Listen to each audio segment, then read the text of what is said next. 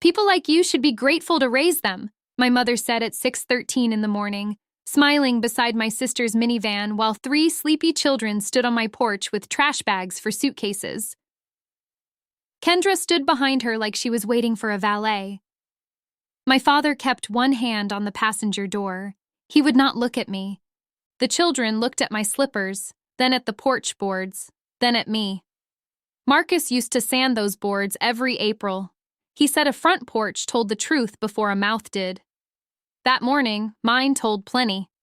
I was 48 years old, widowed, a bookkeeper, church treasurer at New Hope Missionary Baptist on Ridge Avenue. Deep brown skin, close-cropped silver twists, and a habit my late husband used to tease me for. I balanced every receipt before I gave an answer. That habit saved me more than once. It saved me that morning, too. My sister had left 3 children at my door until further notice. My parents had smiled like it was settled. By sundown, Kendra would tell a court I had agreed to take them.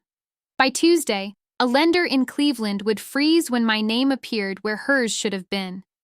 And that old blue fireproof pouch in my pantry safe, the one I touched before I touched the phone, would make my mother's smile disappear. But first, there was that porch. "Denise," my mother said, softer now, because softness was her favorite wrapper. "Don't stand there acting shocked." "I'm not acting," I said. Kendra shifted her weight. Her minivan was still running. Silver Honda, one brake light out. Cedar Bluff was quiet behind her, with the old laundromat sign near Highway 68 blinking like it had one eye tired of the whole family. Her youngest, Milo, was 6. He wore pajama pants with rockets on them. His left sock was inside out. The twins, Lacey and Jonah, were 9. Lacey held a purple trash bag in both hands. Jonah had a backpack hanging open, with one math folder bent in half. No coats. It was October, not January, but mountain mornings still had teeth. "Kendra," I said, "why are your children on my porch at 6 in the morning?" She gave a small laugh. "Not happy. Just practiced. I told you last week I needed help. You asked if I could watch them Saturday. This is bigger than Saturday." "How much bigger?" She looked past me into my house. "Until further notice." There it was, not for a few days. Not while I get things straight. Until further notice, like a bank letter, like a legal phrase, like something copied from a page she did not want me to see. My mother clicked her tongue. "You hear how she talks? Like children are an invoice." That was rich, coming from Mavis Palmer. My mother could make Mercy sound like a bill collector. She had done it my whole life.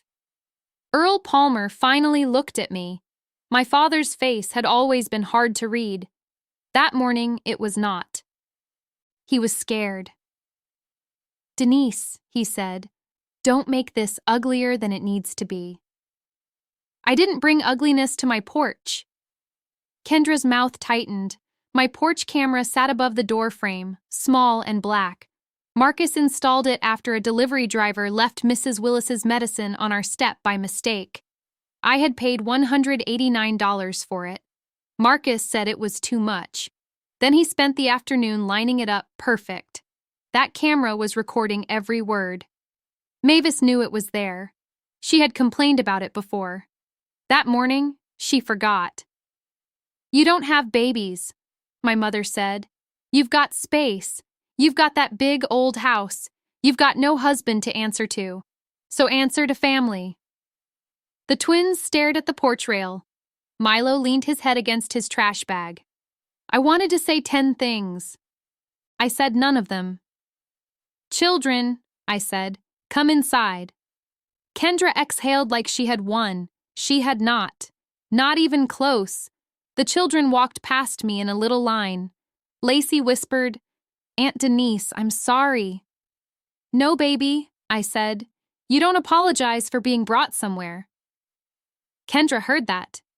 Her eyes flicked sharp. Mavis smiled wider. "See? You're good with them." I looked at my mother. That was never the question. My father rubbed his chin. Denise, we all need to pull together right now. Pull what together? He looked at Kendra. Kendra looked at the minivan. Mavis answered for both of them.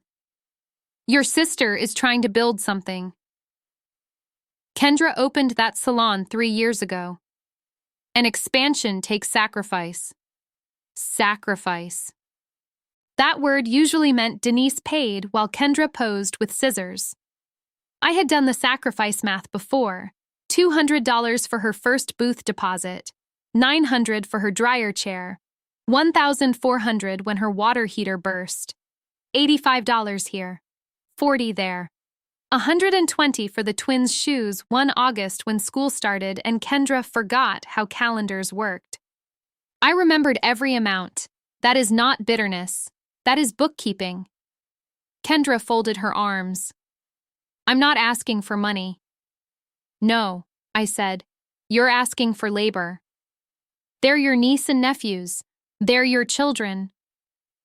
My mother stepped closer. People like you should be grateful to raise them. People like me. The spare daughter, the steady one, the widow with the clean kitchen, the one who always had gas in the car, stamps in the drawer, and a casserole dish ready to lend. Grateful. I let the silence sit. 5 seconds. 7. Kendra's van engine ticked. A dog barked 2 houses down. My father's face got tighter. Then I said, I do not carry what I did not create. My mother blinked. What is that supposed to mean? It means the children can eat breakfast. It does not mean you get to rewrite what happened here. Kendra gave a little snort. You always need a speech.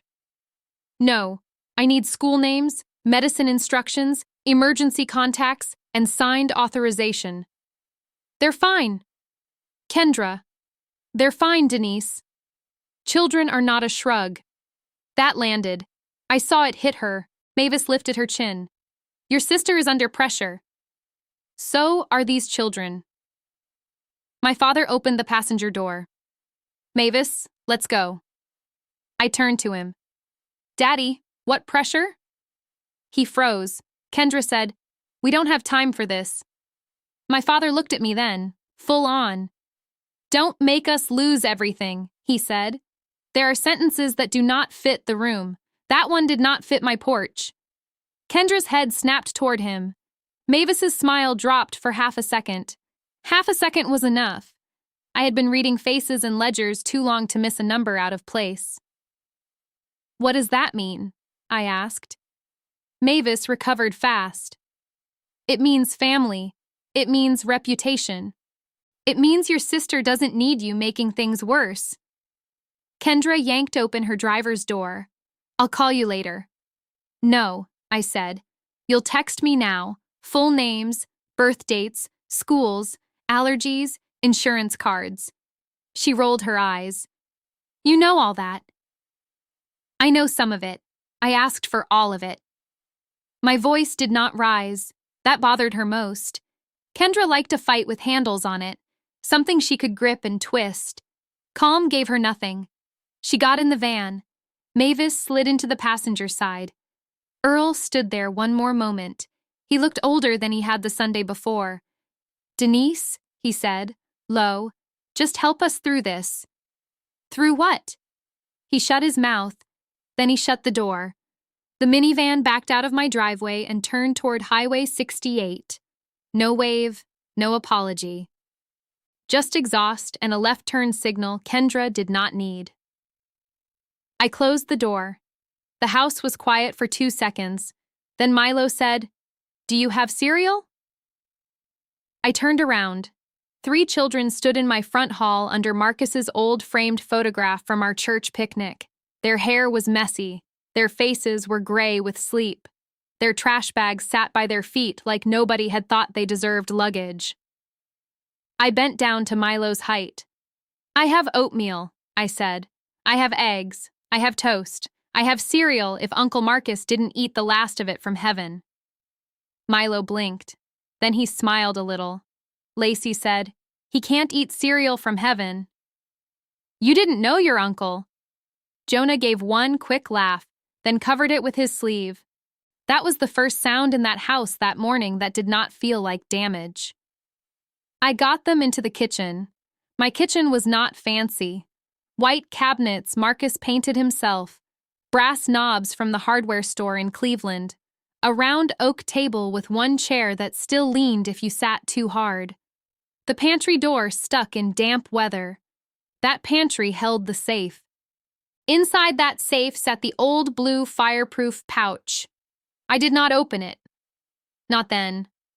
I took the porch video drive from the small drawer by the phone. I had learned to back up clips after a package dispute with a courier who swore he knocked. He had not. The camera did not care about swearing. I slid the drive onto the pantry shelf beside the safe. My fingers rested on the blue pouch through the metal door. 1 second. Then I closed the safe. The children needed food before history needed proof. I washed my hands. I set out bowls. I put water in the kettle and eggs in the skillet. Lacey, I said, can you eat eggs? Yes, ma'am. Jonah? Yes. Milo? I only like the yellow part. Today, you can negotiate with the chicken. That got another small smile. While the eggs cooked, I opened my church binder on the counter. It had been sitting there from the night before, with the pantry invoice clipped to the front. New Hope's pantry order was due by noon. 15 cases of green beans, 12 cases of soup, 8 bags of rice, peanut butter, diapers, oatmeal, canned peaches. The invoice total said $2,846.73. It was wrong. I saw it before I touched my calculator. Lacey, hand me that blue pen, please. She passed it over. I circled the rice line. Jonah leaned closer. How do you know it's wrong? Because 8 bags at $18.40 is $147.20. They charged us $174.20. He frowned. That's $27. Exactly. You did that in your head? I do most bad news in my head first. He looked at me like that made sense, and did not. I called the supplier while flipping toast. Mr. Harlan, good morning. This is Denise Palmer from New Hope. Your pantry invoice has a transposed number on the rice line. No, not a complaint. A correction. Yes, I can hold. Milo watched me stir grits. Lacey watched the back door. Jonah watched the binder. Children notice the door they expect a parent to come through. That morning, nobody came through it. Mr. Harlan came back on the phone and apologized. Thank you, I said. Please send the corrected invoice before 11. I hung up and wrote the new total, $2,819.73. $27 returned to hungry people because somebody had to look close. That was my life in one line. Look close, catch the lie, keep the doors open. I served breakfast at 6:48. Milo ate only the yellow part of 2 eggs. I let him. Lacey asked if she could use the bathroom to wash up. Jonah wanted to know if the school bus came near my street. I did not know. That made my stomach tighten. Which school are you at now? I asked. Cedar Bluff Elementary, Lacey said. But Mama said maybe Cleveland next month. Why Cleveland? She shrugged. For her shop. Kendra's salon was called Kendra Ray Beauty Bar, which sounded like a place with marble counters. It sat in a strip building off Highway 68, between a vape store and a tax prep office. Her first sign cost $1,275 because she picked gold letters. I remembered that amount too. Did your mama send your school folders? I asked. Jonah opened his backpack. Mine's in here. Lacey shook her head. Mine's in the bag.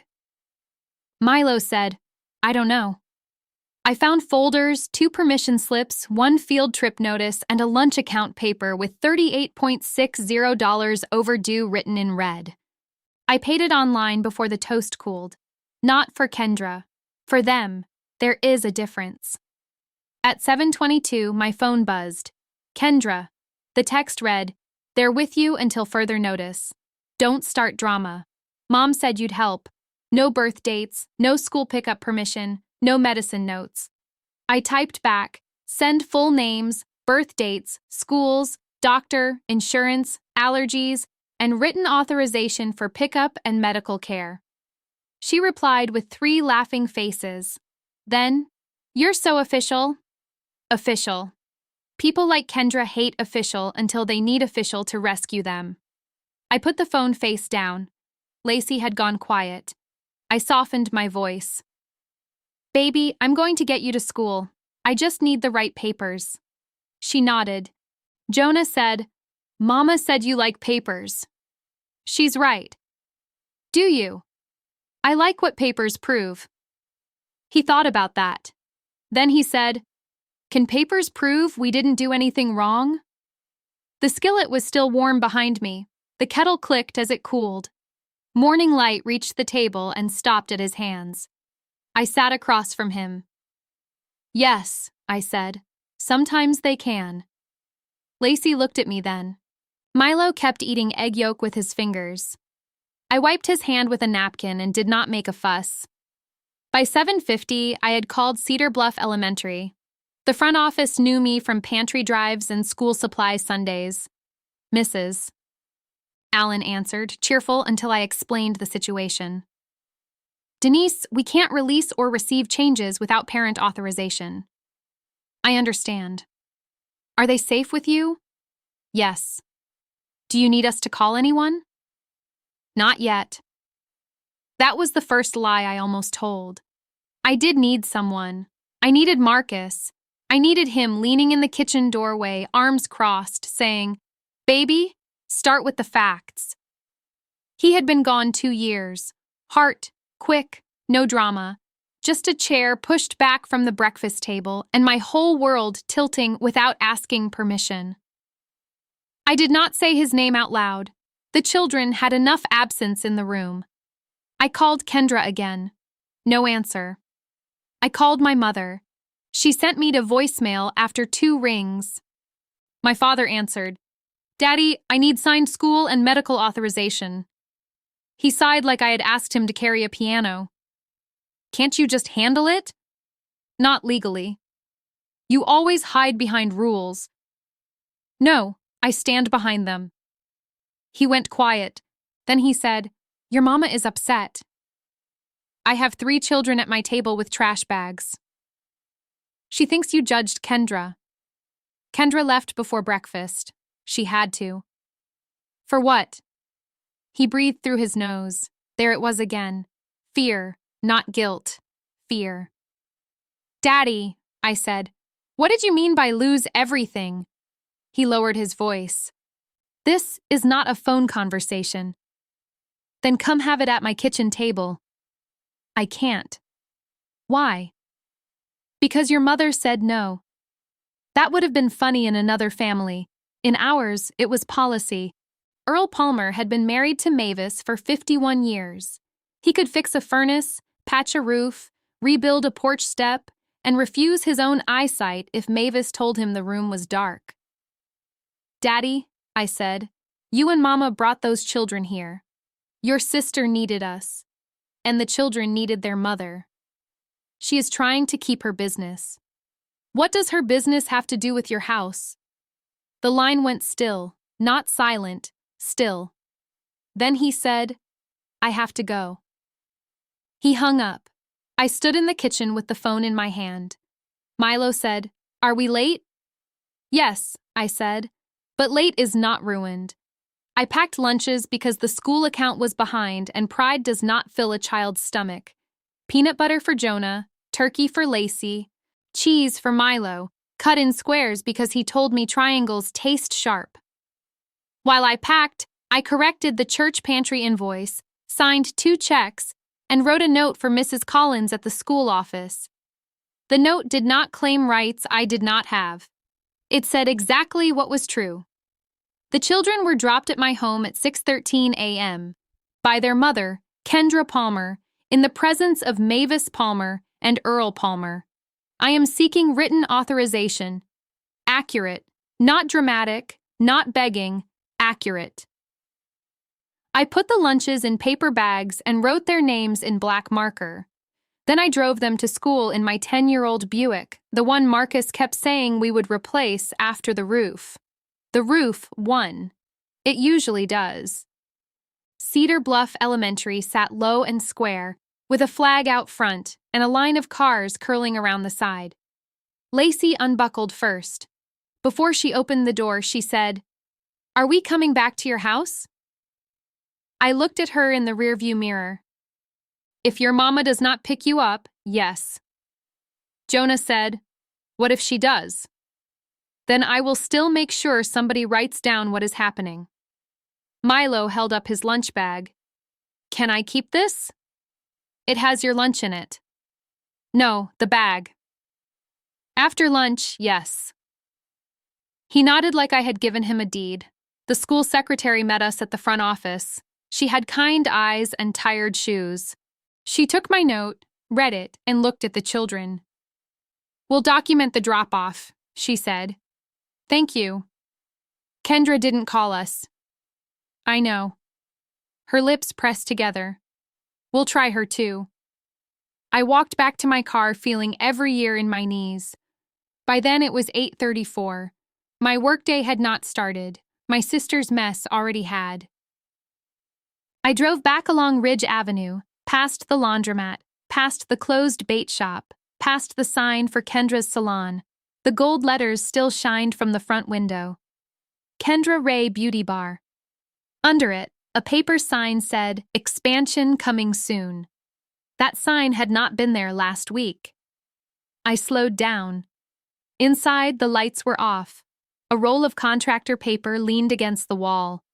2 new shampoo bowls sat near the front, wrapped in plastic. Expansion. Sacrifice. Until further notice, don't make us lose everything. Numbers began lining up in my mind. I did not like the shape. At home, I pulled the porch video from the camera system and saved it to the drive. Then I saved it again on my laptop. Then I emailed a copy to myself with the subject line, 6:13 a.m. porch drop-off. People call that excessive. Those people have not met my family. The video was clear. Kendra's minivan rolled in at 6:11. My mother got out first. My father opened the sliding door. Kendra lifted trash bags from the back like she was unloading donations. At 6:13, my mother said it. "People like you should be grateful to raise them." I watched my own face on the screen. Still, tired. Brown robe, gray slippers. Hair flattened on one side because I had been asleep 12 minutes before. I did not look powerful. I looked interrupted, but I did not look confused. That mattered.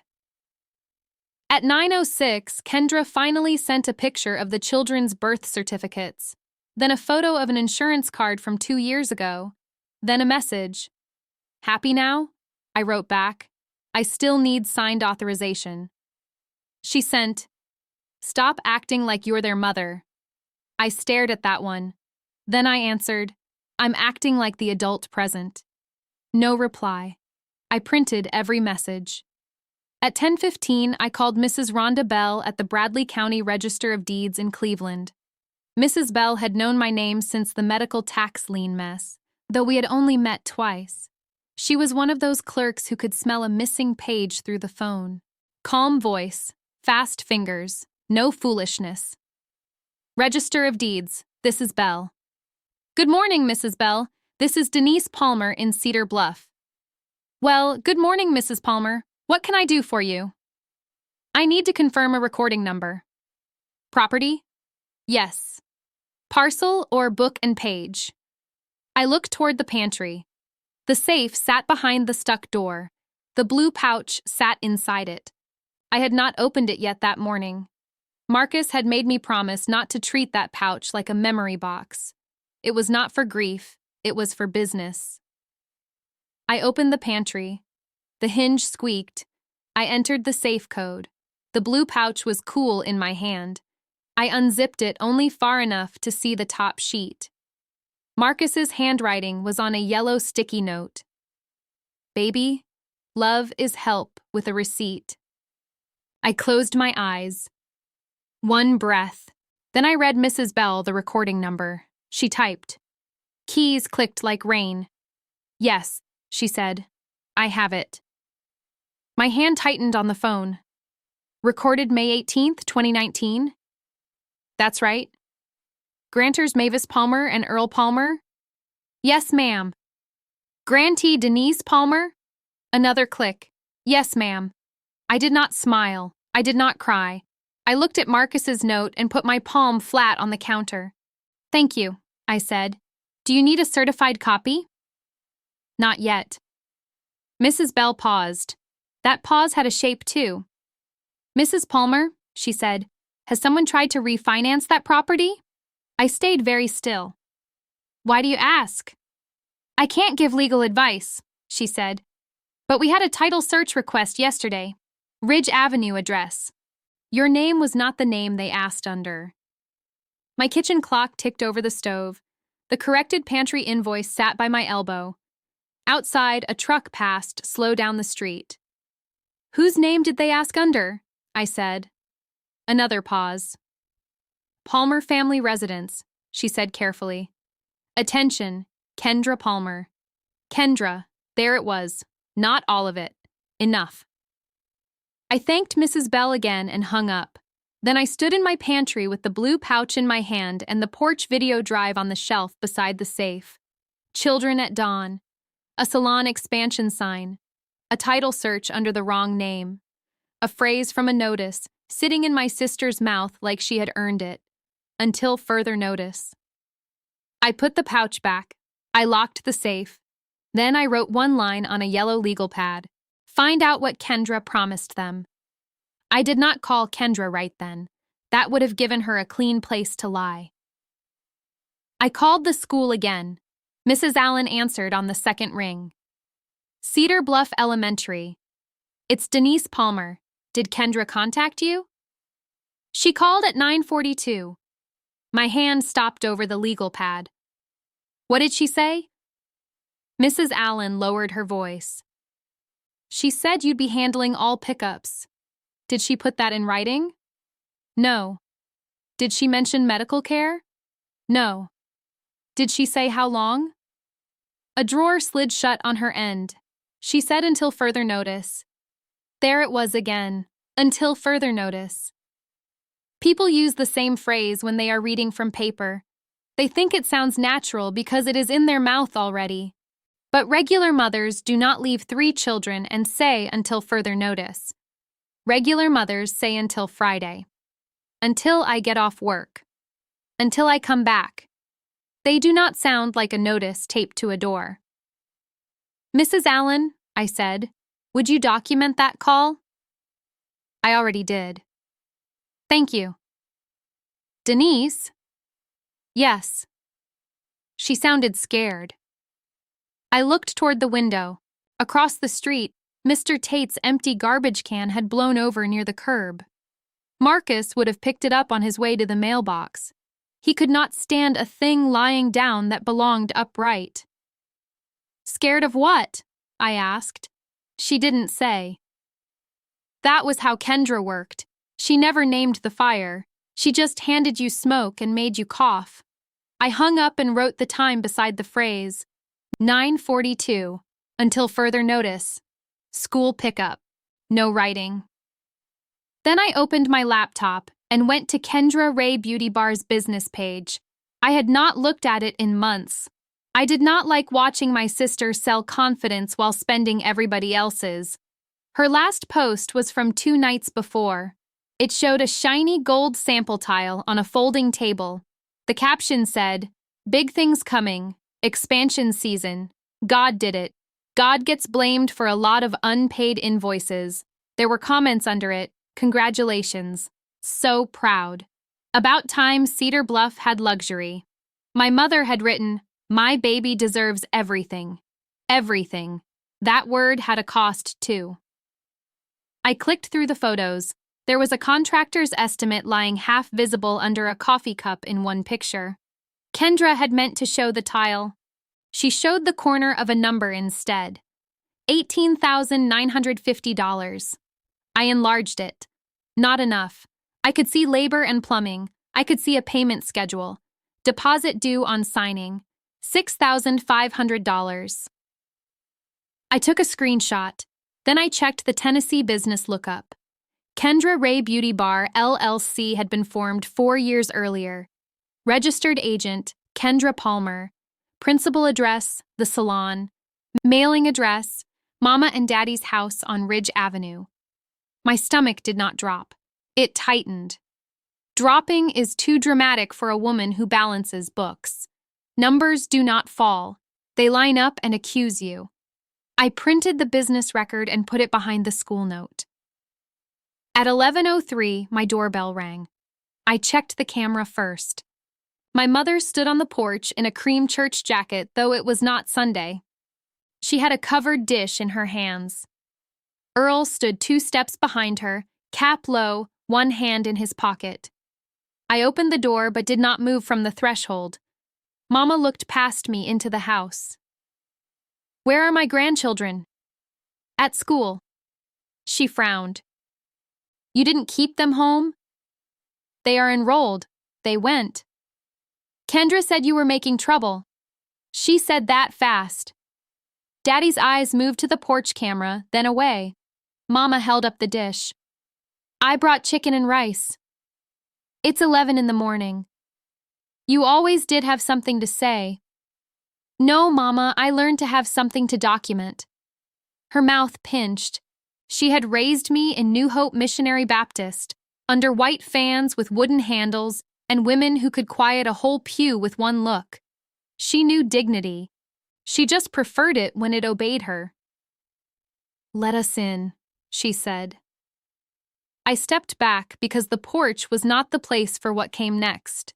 Not because she had earned entry, because I wanted the hallway camera to catch sound from the living room too. Mama placed the covered dish on my coffee table without asking. The foil rattled. Daddy stayed near the doorway, his cap in his hands now. My living room still had Marcus all over it, his Bible on the side table, his framed certificate from the deacon board, the small nick in the baseboard from when he moved the bookcase alone after I told him not to. Mama's eyes skipped over all of that. "You need to stop calling people," she said. "Which people?" "School, county, whoever." "Mrs. Bell called no one. I called her." Daddy looked at me then. Mama said, "You had no right." "I had a recording number." She sat on the edge of my couch like she did not trust my furniture. "This is family business." "Then why did a title company search my parents' house under Kendra's name?" Daddy whispered, "Mavis." Mama cut her eyes at him. "Be quiet, Earl." I looked at my father. No, he can answer. Daddy's throat moved. Kendra needed proof. Proof of what? That she had backing. For the salon? His hands opened and closed around his cap. For the expansion. How much? Mama said, "Don't interrogate your father." How much? Daddy looked at the floor. 32,000. There it was, a number with shoes on. $32,000. Kendra had dropped 3 children at my door over a salon expansion, bigger than some people's yearly wages. She had called it help. Mama had called it grateful. Daddy had called it everything. I sat in Marcus's chair, not the couch, his chair, the one with the worn left arm where his hand used to rest. "What did she offer as collateral?" I asked. Mama laughed once, dry. "You think you're a lawyer now?" "No, I think I'm the only person asking a full sentence." Daddy said, "She didn't offer the house." Mama snapped, "Earl." He kept going, soft, but going. She said it was just a family asset statement. A what? Just a form. I almost smiled. A form is where lies go to look bathed. Did you sign it? Mama stood. We signed what we needed to sign. Did you read it? You don't get to speak to me like I'm foolish. I asked if you read it. Her eyes sharpened. You're enjoying this. No. You always wanted us to need you. That one landed low, not because it was true, because it was old. I thought of the year Daddy's blood pressure medicine went from $47 to $112. I thought of Mama's hospital bill with the second notice stamp. I thought of Marcus sitting at this same table with 3 highlighters and a calculator saying, "Baby, they're going to lose the house if we don't move." I thought of the $41,386.19 tax lien, the $3,200 attorney retainer, the $612 recording fees and title costs, the months of groceries I bought while Mama told churchwomen Kendra was the generous one. I did not say all that yet. A woman can keep a ledger closed and still know every line. I wanted you to stop pretending free meant no cost, I said. Daddy sat down without being invited. His knees sounded tired. Mama turned on him. Get up. He did not. That was new. Denise, he said, Kendra said the loan wouldn't go through unless the children were settled. I looked at him. Settled where? With you. Why would a lender care? He shook his head. Not the lender. Her investor. Who? Mama said, he's helping her. Who? Daddy rubbed his face. A man named Brent Wallace. I wrote the name down. Mama's voice rose. Don't you write him down. I looked up. Then you should have left him out of my house. She pointed toward the stairs. Those children are your blood. They were my blood at 613 too. Then act like it. I fed them. I took them to school. I paid their lunch account. I asked for authority to protect them. That is acting like it. Mama's face changed. Not guilt. Anger. Guilt bends. Anger stiffens. You think because you keep books for that church, you know everything, she said. But you don't know what it's like to be Kendra. No, I said. I know what it's like to clean up after Kendra. Daddy said, Mavis, enough. She stared at him like he had spoken in another language. He looked at me. Brent said if she showed stable childcare, he'd release the second draw. The second draw of what? The build-out money. How much? $15,000. I wrote that down too. Mama took 2 steps toward me. You're making this ugly. No, I'm making it numbered. She looked at my legal pad. You always did think your black little church books made you better. Daddy's head snapped up. Mavis. The room went quiet. There it was. The line she usually dressed for company. Not a slur. She knew better than that. But the edge was plain enough. My deep brown skin had come from her side too, though she had spent years praising Kendra's lighter face like it had behaved better in the world. Mama could love a black daughter and still treat her darkness like unpaid labor. I set the pen down. Mama, I said, don't bring that into my house again. She blinked as if the sentence itself offended her. I said what I said, and I heard you. Daddy looked ashamed. Shame is not repair. It is just a receipt for damage. Mama grabbed the covered dish from the table. Come on, Earl. He did not move. Mavis, he said, tell her about the notice. My eyes went to him. Mama's hand tightened on the glass dish. There is no notice. Daddy spoke to the carpet. It came Monday. What came Monday? I asked. He closed his eyes. Default notice. The phrase came into the room and sat down.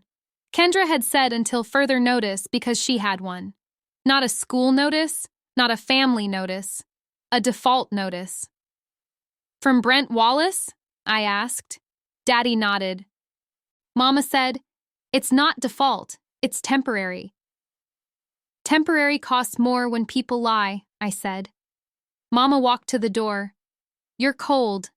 No, I said. I'm sober. She opened the door hard enough to hit the wall stop. Daddy stood slowly, but before he followed her, he looked at me. I didn't know your name was still on anything, he said. Still. That word told me more than he meant to tell. What did you think happened to the deed? I asked. He swallowed. Your mama said Marcus only put you on it to help with the lien. Marcus only. Mama had turned my husband into a clerical error. I stood. Daddy, go home. Denise. Go home and find the notice. Mama called from the porch. Earl. He put his cap back on. His hands shook. I'm sorry. Bring me paper, I said. Not sorry. He left. I locked the door and stood there until their car backed out of my driveway. Then I pulled the hallway camera clip and saved it with the porch video. I labeled it 1103 Parents Loan Admission. I did not like that title. It sounded too neat for a thing that dirty, but files need names more than feelings. At noon, the corrected pantry invoice came by email. I paid it from the church account after matching every line. $2,819.73.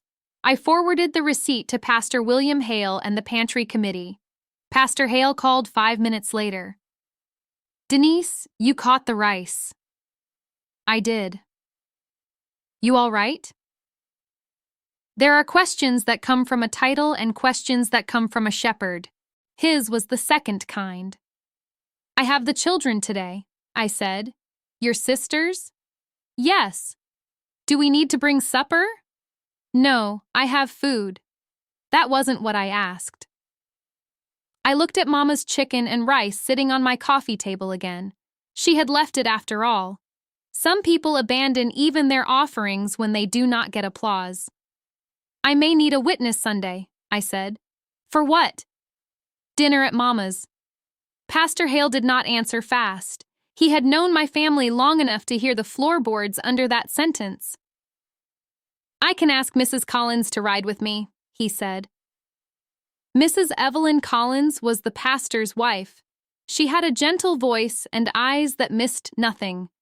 She ran the church nursery, counted choir robes, and knew which women were crying before they did. I don't want church in it, I said. Denise, church is already in it if Mavis is using shame like scripture. I sat down at the table. I'm not trying to embarrass anyone. I know.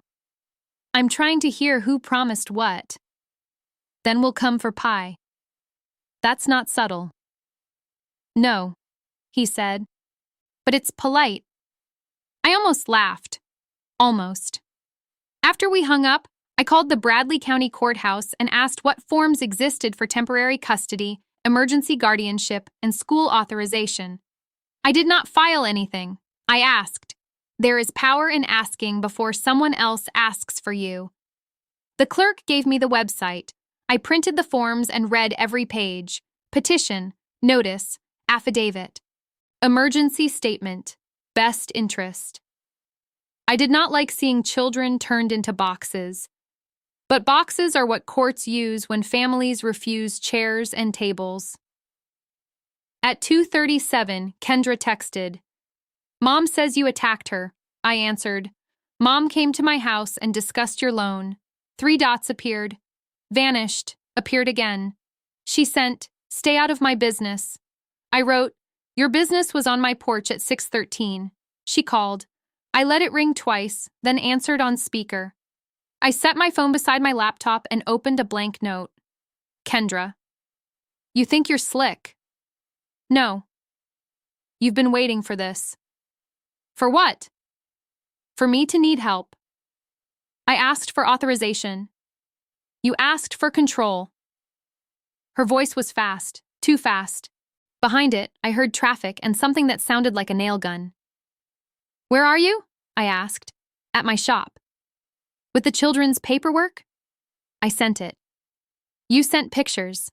I need signatures. She laughed. You love a signature. I love consent. Don't use big words with me. That was not a big word. She sucked her teeth. You always do that. That calm thing. It saves time. No, it makes people feel small. I looked at my screen. Kendra had never needed me loud. She needed me ashamed. Loud would have served her. What did Brent Wallace ask you for? I said. Silence. Then, who told you that name? You did. By leaving your children here. That makes no sense. It will. She went sharp. Don't threaten me. I'm not. You better not mess up my money. What money? My expansion. There it is.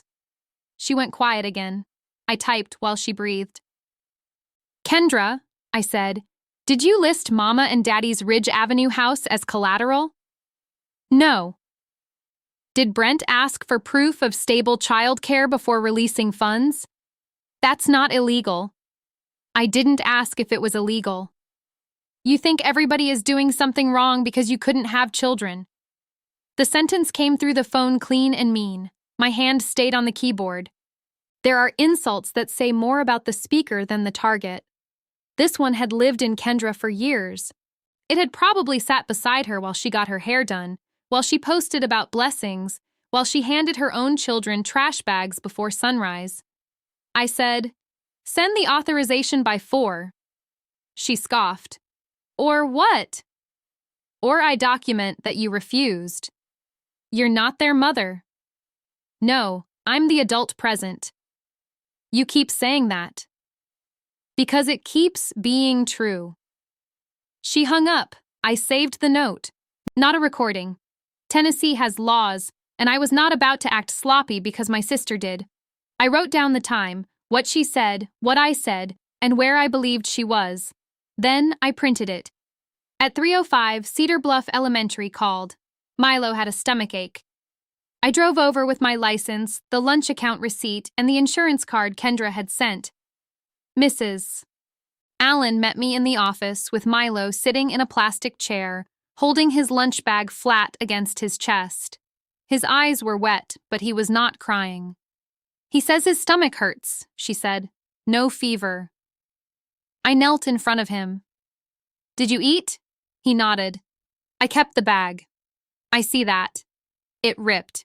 The paper bag had split along one side. He had taped it with clear school tape. His name looked wrinkled. We can make another one, I said. He shook his head. This one knows me. Mrs. Allen looked away. I put my hand out. Can I take you home? He nodded. At the front desk, the secretary hesitated. We still don't have written authorization. I understand. She called and named you. Documented? Yes. I have her text messages too. The secretary took a slow breath. We'll release him to you today. But Denise, this can't keep happening without papers. I know. That was the second time that day a system bent around a child because adults had failed. I was grateful. I also hated that it took someone knowing me. In the parking lot, Milo climbed into my back seat and buckled himself. Are Lacey and Jonah coming? After school. Is Mama mad? Yes. Because of us? I turned around. No. He looked at me through the mirror. Grown-ups say no when yes is scary. I had no quick answer for that, so I gave him a true one.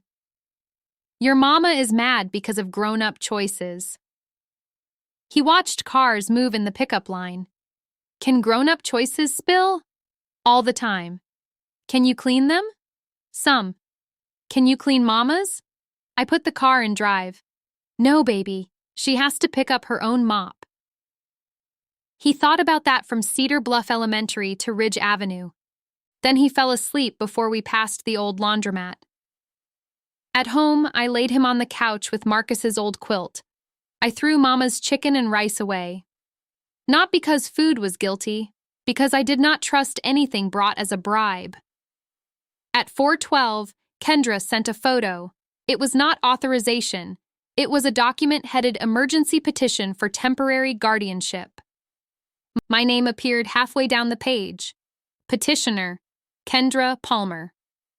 Proposed temporary guardian, Denise Palmer. Reason, mother experiencing business-related hardship. Maternal aunt agreed to assume care until further notice. Agreed. I read that word 3 times. Agreed. My phone buzzed again. She wrote, "Court clerk said I can file tomorrow. Don't embarrass me, and I won't embarrass you." Milo slept under the quilt with his taped lunch bag tucked beside him. Upstairs, the spare room still held only one twin bed and a folded air mattress. In my printer tray sat school notes, business records, screenshots, and my own neat timeline. This was the inciting loss, though I did not call it that. I called it what it was, a false statement with my name inside it. I texted back one sentence, "I do not agree." Then I printed the petition photo, laid it beside Marcus's blue pouch receipt copy, and wrote across my legal pad in black ink. Kendra is not asking me for help. She is trying to make me her alibi.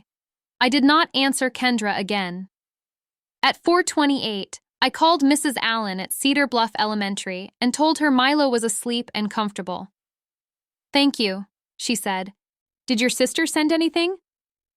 "She sent a court form." There was a short pause. "Not school authorization?" "No." Mrs. Allen lowered her voice. "Denise, I can't advise you." "I know. But bring anything official tomorrow, even if it's just proof you're responding." "I will." "And Denise?" "Yes." "Don't let them put words in your mouth." I looked at the printed petition on my table. Agreed. That word sat there wearing my clothes. "I won't," I said. When Lacey and Jonah got home, Lacey came in first with her backpack held tight to her chest. Jonah trailed behind, dragging one shoe across my rug like the floor had offended him. I could tell by Lacey's face that she already knew something had shifted. "Is Milo sick?" she asked. "His stomach hurt. He's sleeping." "Is Mama coming?" "Not right now." Jonah dropped his backpack. "She said maybe." "When did she say that?" "At school. She called the office." Lacey cut her eyes at him. "Jonah." "What?" "She did." I kept my face still.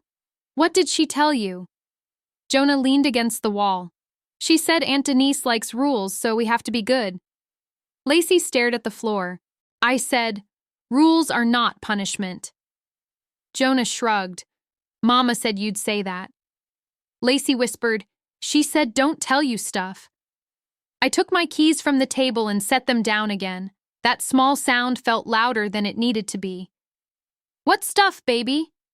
Lacey's mouth pressed flat. She was 9 years old and already learning the family habit of measuring truth by who would be punished for it. "You won't call her?" "Not before you finish talking." She said, "If somebody asks, we came because we wanted to." Jonah looked at me fast. "I did want to." "I know. I mean, I like your house." "I know that too." Lacey's voice got smaller. She said we shouldn't say Grandpa drove behind her. That was new. I sat at the table. "Grandpa drove behind her?" Lacey nodded. "In his truck?" "No. Grandma's car." "Was Grandma in the van or the car?"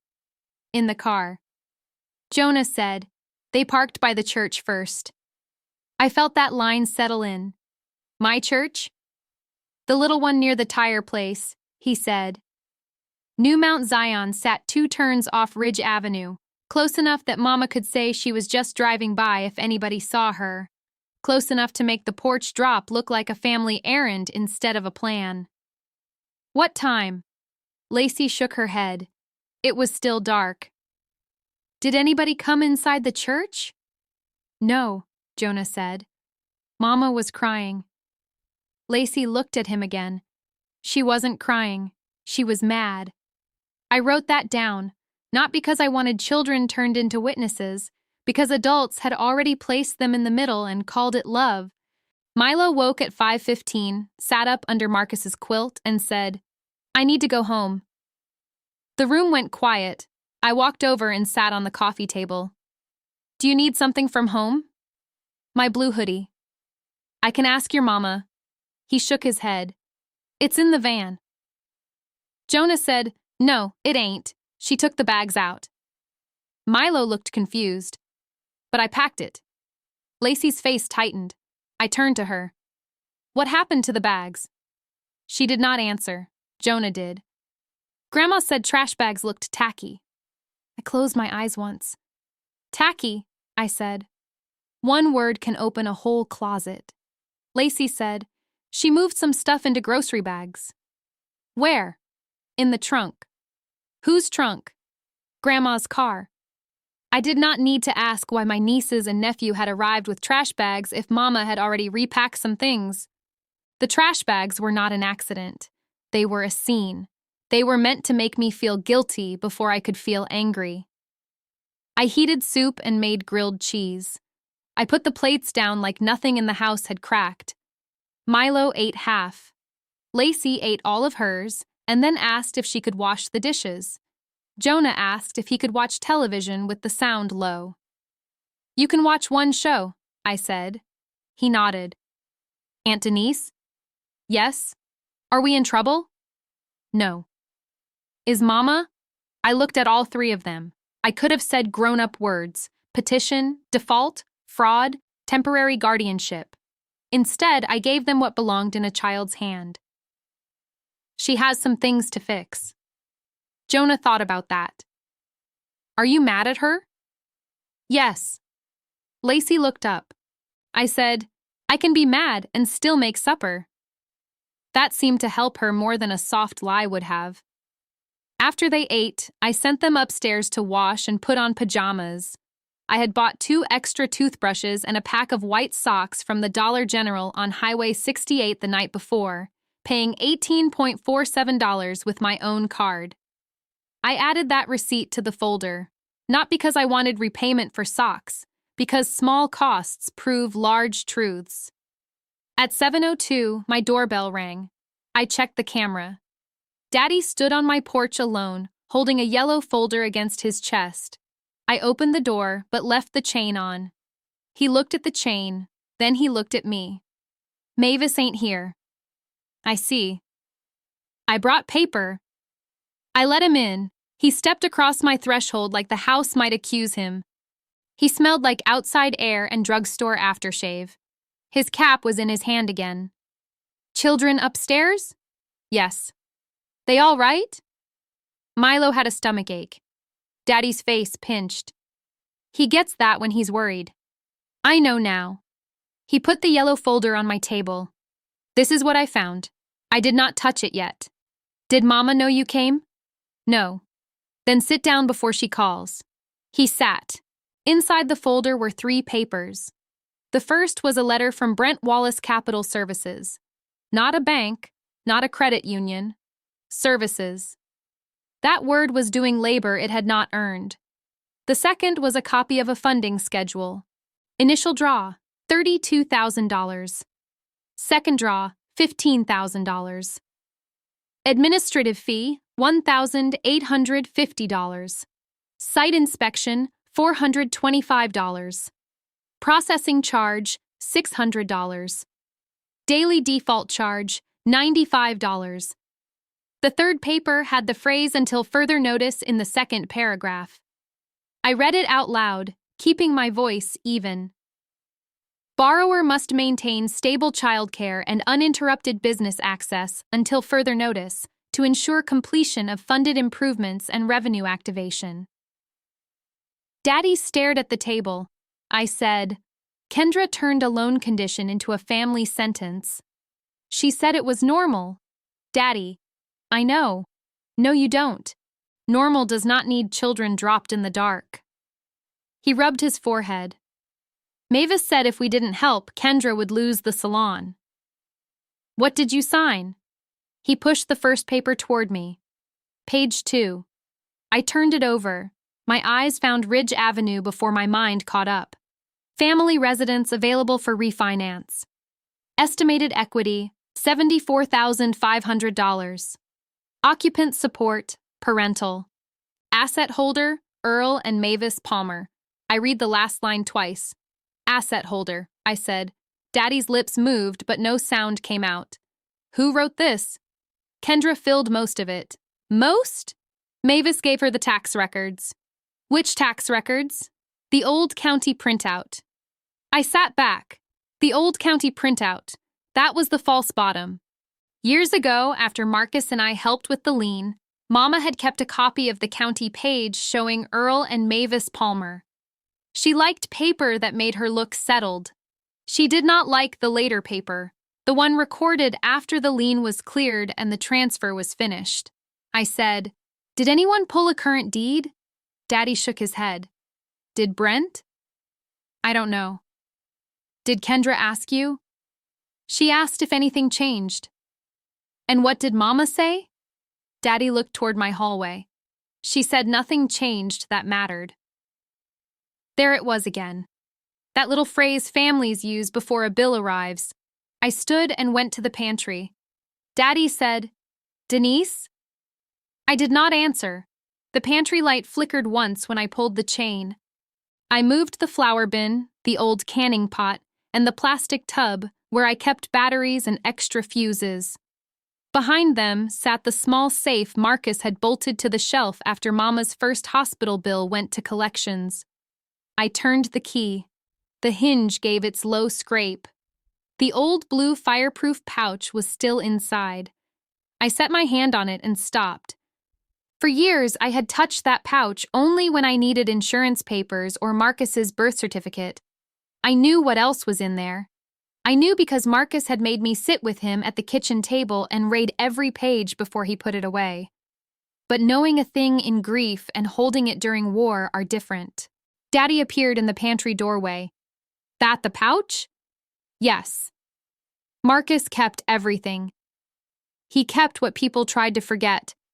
I unzipped it only halfway, not all the way, not yet.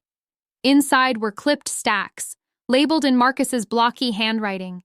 Medical lien, tax payment, recording receipt, deed, attorney.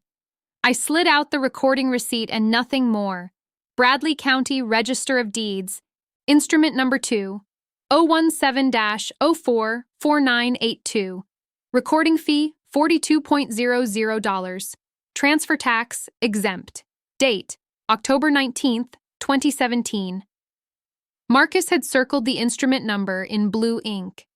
Under it, in his handwriting, he had written, "For when they rewrite history." I looked at that line longer than I should have. Daddy whispered, "Lord." "No," I said. "Paper." His face folded a little. I put the receipt on the table beside Brent Wallace's letter. "Did Mama know this was recorded?" "Yes." "Did Kendra?" He swallowed. "Daddy." "She knew there was paperwork. Mavis said it was just protection." "For whom?"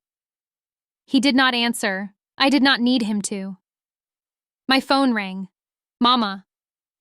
Daddy saw the name and reached for his cap. "Don't run," I said. "I'm not." "You are." He sat back down. I answered on speaker. "Mama." Her voice came hot. "Is Earl there?" "Yes." "You send him home." He brought documents. He stole from my bedroom. Daddy said, "Mavis, it was on top of the dresser." "You hush." I looked at the papers. Why did Kendra list the Ridge Avenue house as available for refinance? Mama breathed hard through the phone. "Because it is family property." "No. It has always been family property." "No. Your name on a paper doesn't make you better than us." I looked at Daddy. He closed his eyes. "My name on a recorded deed makes me the owner." The line went quiet. Then Mama laughed, low and ugly. "You wouldn't dare." "Dare what?" "Put your parents outdoors." "There it is," I said. Daddy opened his eyes. Mama said, You think people at church will clap for you? A black woman throwing her own mama away over a house? I felt my jaw set. Don't dress this up in church clothes, I said. You used my name for work and my silence for shelter. You sound just like Marcus. Thank you. She snapped. He turned you against us. No, he made me read. Daddy's hand went over his mouth. Mama said, Earl, get home. He did not move. I said, before he leaves, I need to know one thing. I don't owe you answers. You do if my house is in a loan file. My house. I let that sit. Then I said, bring the default notice to Sunday dinner. We are not doing this at dinner. Yes, we are. You won't embarrass me in my own house. It's my house, Mama. Daddy made a sound so small I almost missed it. Mama heard it too. What did you say? I kept my voice level. Bring the notice. She hung up. Daddy stared at me. Denise. Don't. I didn't know she was still saying it that way. Yes, you did. He looked down. That was the first honest thing he did. He did not deny it. I put the recording receipt back into the blue pouch and returned the pouch to the safe. I did not pull the deed. I did not need the whole truth on the table with Daddy sitting there. Not yet. He stood. What happens now? Now you tell Mama I am not signing Kendra's petition. She won't listen. She doesn't have to listen, she can read. He picked up his folder, then stopped. Can I see the kids? No. Pain crossed his face. I said, you helped bring them here at dawn. Tonight they get quiet. He nodded once. At the door, he turned back. Marcus's chair still there? Yes. He was a good man. He was. I should have said that more. You should have said a lot more. He took that without argument. After he left, I stood at the door with the chain still loose in my hand. Upstairs, Lacey laughed once at something Jonah said. Milo coughed. The house kept going. At 8:41, an email came from an address I did not know. Subject line, Palmer Emergency Petition Draft. Kendra had sent it to me by mistake or on purpose. With Kendra, the difference was usually whether she got caught. The message was not from her. It was from Brent Wallace. Kendra, attach this version. Use hardship language. Do not overstate abandonment. Court only needs consent posture. Consent posture. I read it 3 times. Below that, he had written, once aunt is named, child care condition is satisfied. We can release second draw if refinance path remains viable. Refinance path. I printed the email. The printer clicked and pulled paper like it had been waiting all day. Then I called Pastor Hale. He answered on the second ring. Denise? I need Sunday dinner witnessed. Mrs. Collins and I will be there. Not as church. As people who can hear. I also need you to know something. Kendra may file tomorrow. Against you? With me named as agreeing. Did you agree? No. Then we'll stand where truth stands. I leaned against the counter. Pastor, Mama said church people will think I'm throwing her away. He was quiet for a second. Mavis knows church people forgive almost anything except a woman refusing a role they liked her in. I looked toward the pantry. I don't want a sermon. You called the wrong man for that. Despite myself, I smiled. He said, but I'll keep it short. After we hung up, I checked the children. Jonah had fallen asleep sideways across the air mattress with one sock on. Lacey was awake in the twin bed, eyes open. Can't sleep? I whispered. She shook her head. I sat on the edge of the bed. She said, Aunt Denise? Yes. Did Grandma say we were tacky? I kept my hand still on the blanket. She said the bags were. Lacey stared at the ceiling. Same thing. Children hear the part adults pretend they did not say. I said, you are not tacky. She says stuff like that. I know. She says Mama is pretty and you're steady. I almost laughed, but there was no joy in it. Steady is not an insult. She says it like one. That's because steady people make it hard to move a lie. Lacey turned that over in her mind. Are you steady because Uncle Marcus died? No, I was steady before. He just respected it. She looked at me. Do you miss him? Every day. Do you cry? Sometimes. Not today? No. Why? Today needs my eyes clear. She nodded as if that made perfect sense. I tucked the blanket around her shoulder and went back downstairs. At 10:06, Kendra texted again. Court at 9:30. Bring ID. Wear something nice. We don't need drama. I answered, I do not agree. She replied, you will when the judge asks if you want them safe. That was the hook. She planned to put me in front of a judge, 3 children, my parents, and whatever story she had polished, then make refusal look like cruelty. She did not need me willing. She needed me cornered. I opened my laptop and made a new folder. Court response.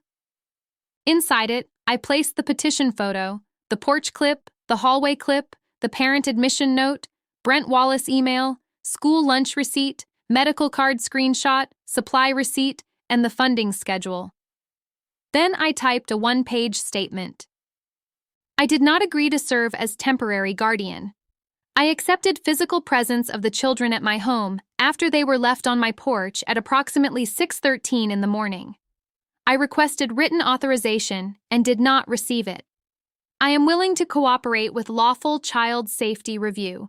I am not willing to provide false consent. That was all.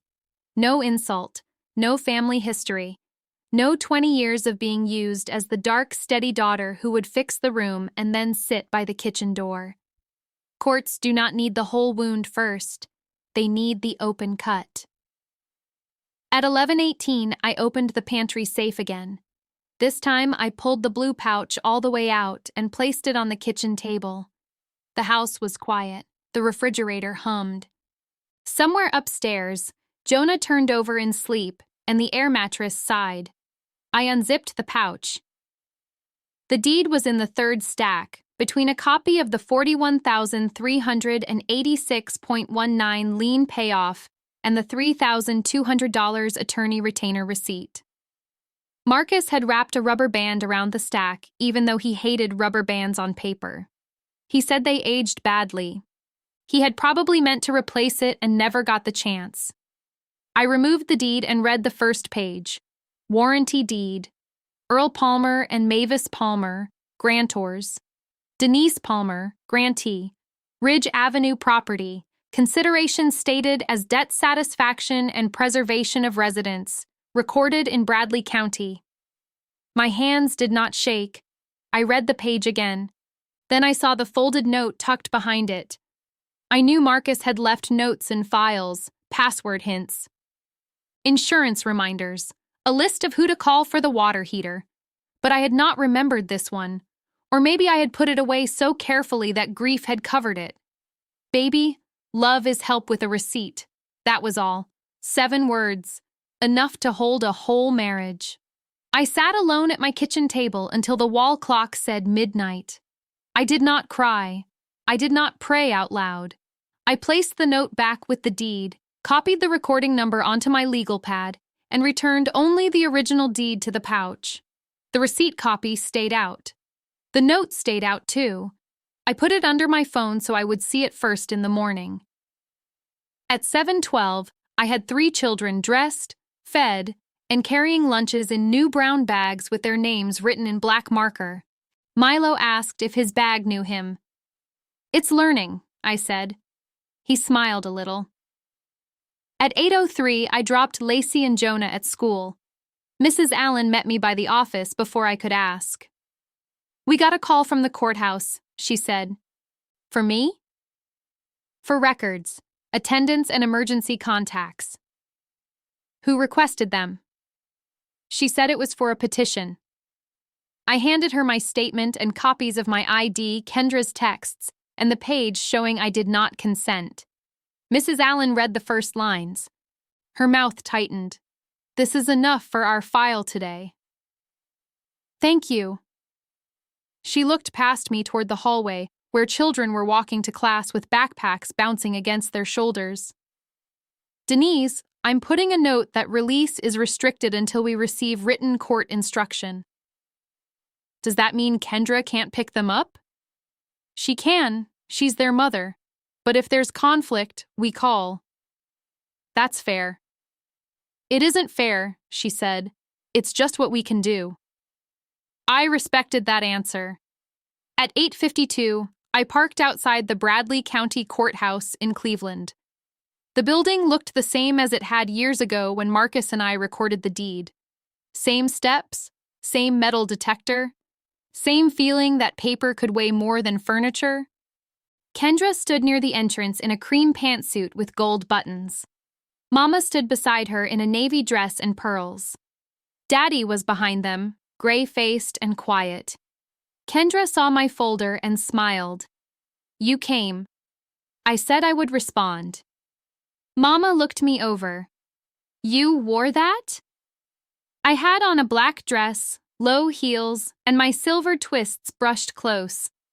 My deep brown skin did not need her approval to be presentable. Yes. Kendra's eyes went to my folder. You don't need all that. Then it won't hurt. Mama leaned in. Don't you shame us in there. I looked at her. You brought me here. Kendra laughed. Nobody brought you. You always need to be seen doing the right thing. I almost answered. Then I saw Brent Wallace. I knew him from the email before I knew his face. Tan jacket, phone in hand. Smile with no warmth. He came up behind Kendra and touched her elbow like he owned the schedule. You Denise? He asked. Mrs. Palmer. His eyes moved over me, then to my folder, then back to my face. The second look was not subtle. I knew that look. The look that wanted to place me behind a desk, not in front of one. Right, he said. Brent Wallace. I know. Family matters can get emotional. Best not to overcomplicate. Then don't. His smile thinned. Kendra whispered, See? This is what I mean. Mama said, Denise has always been difficult when she thinks she's smarter. I looked at Daddy. He said nothing. The clerk called our matter at 9:46. It was not a full hearing, not yet. The room was small, with rows of wooden benches and a table where families placed their trouble in front of strangers. A woman from Juvenile Services sat near the wall.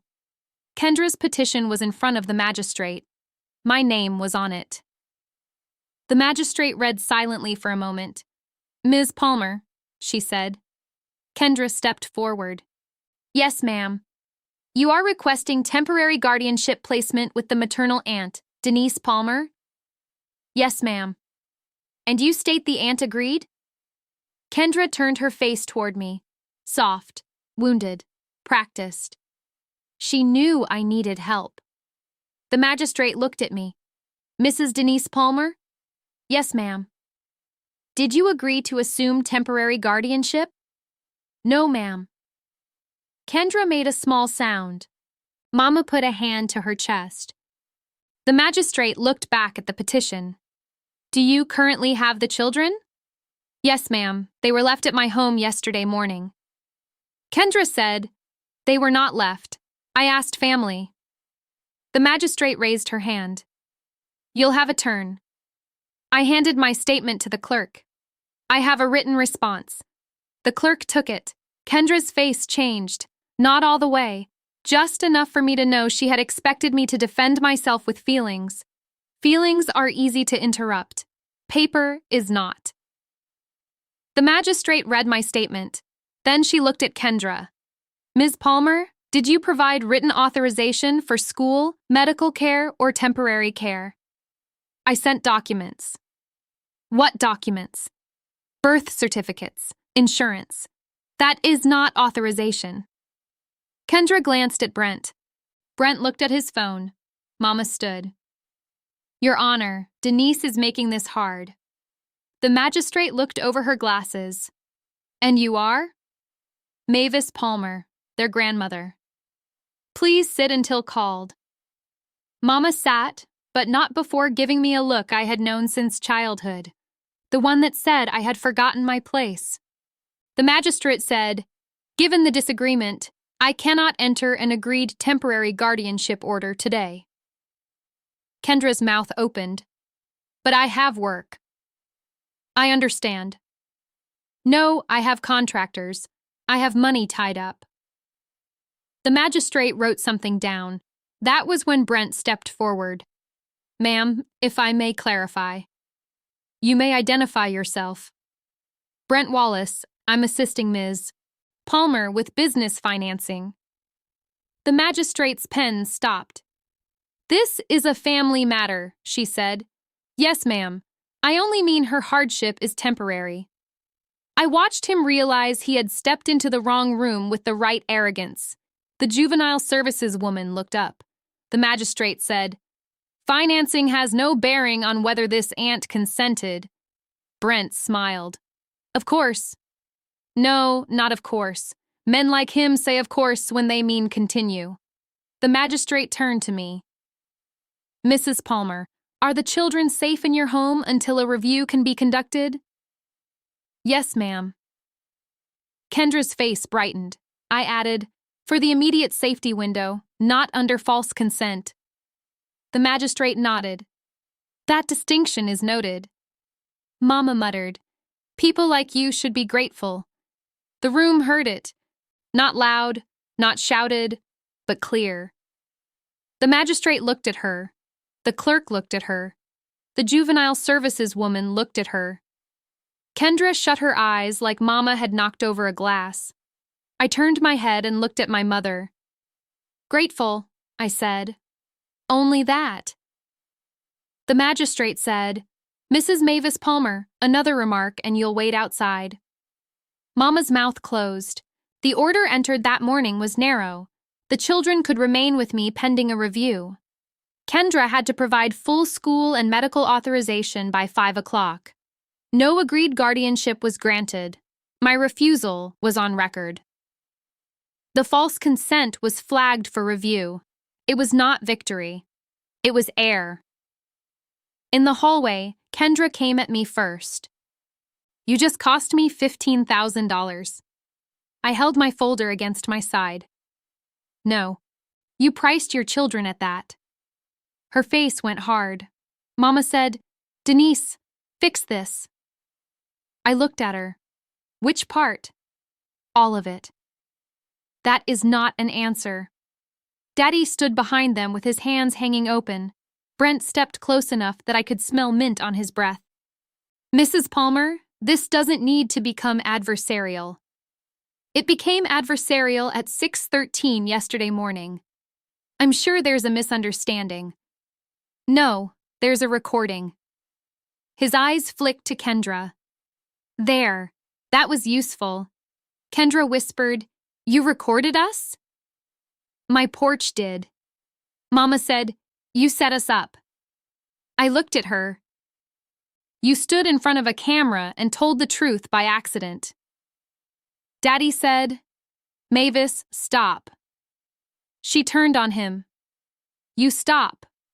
The hallway had people in it now, not a crowd. Enough. A man in a work shirt. A woman holding a toddler. A deputy near the metal detector. The clerk from inside passed with a file and kept walking, but slower. Brent lowered his voice.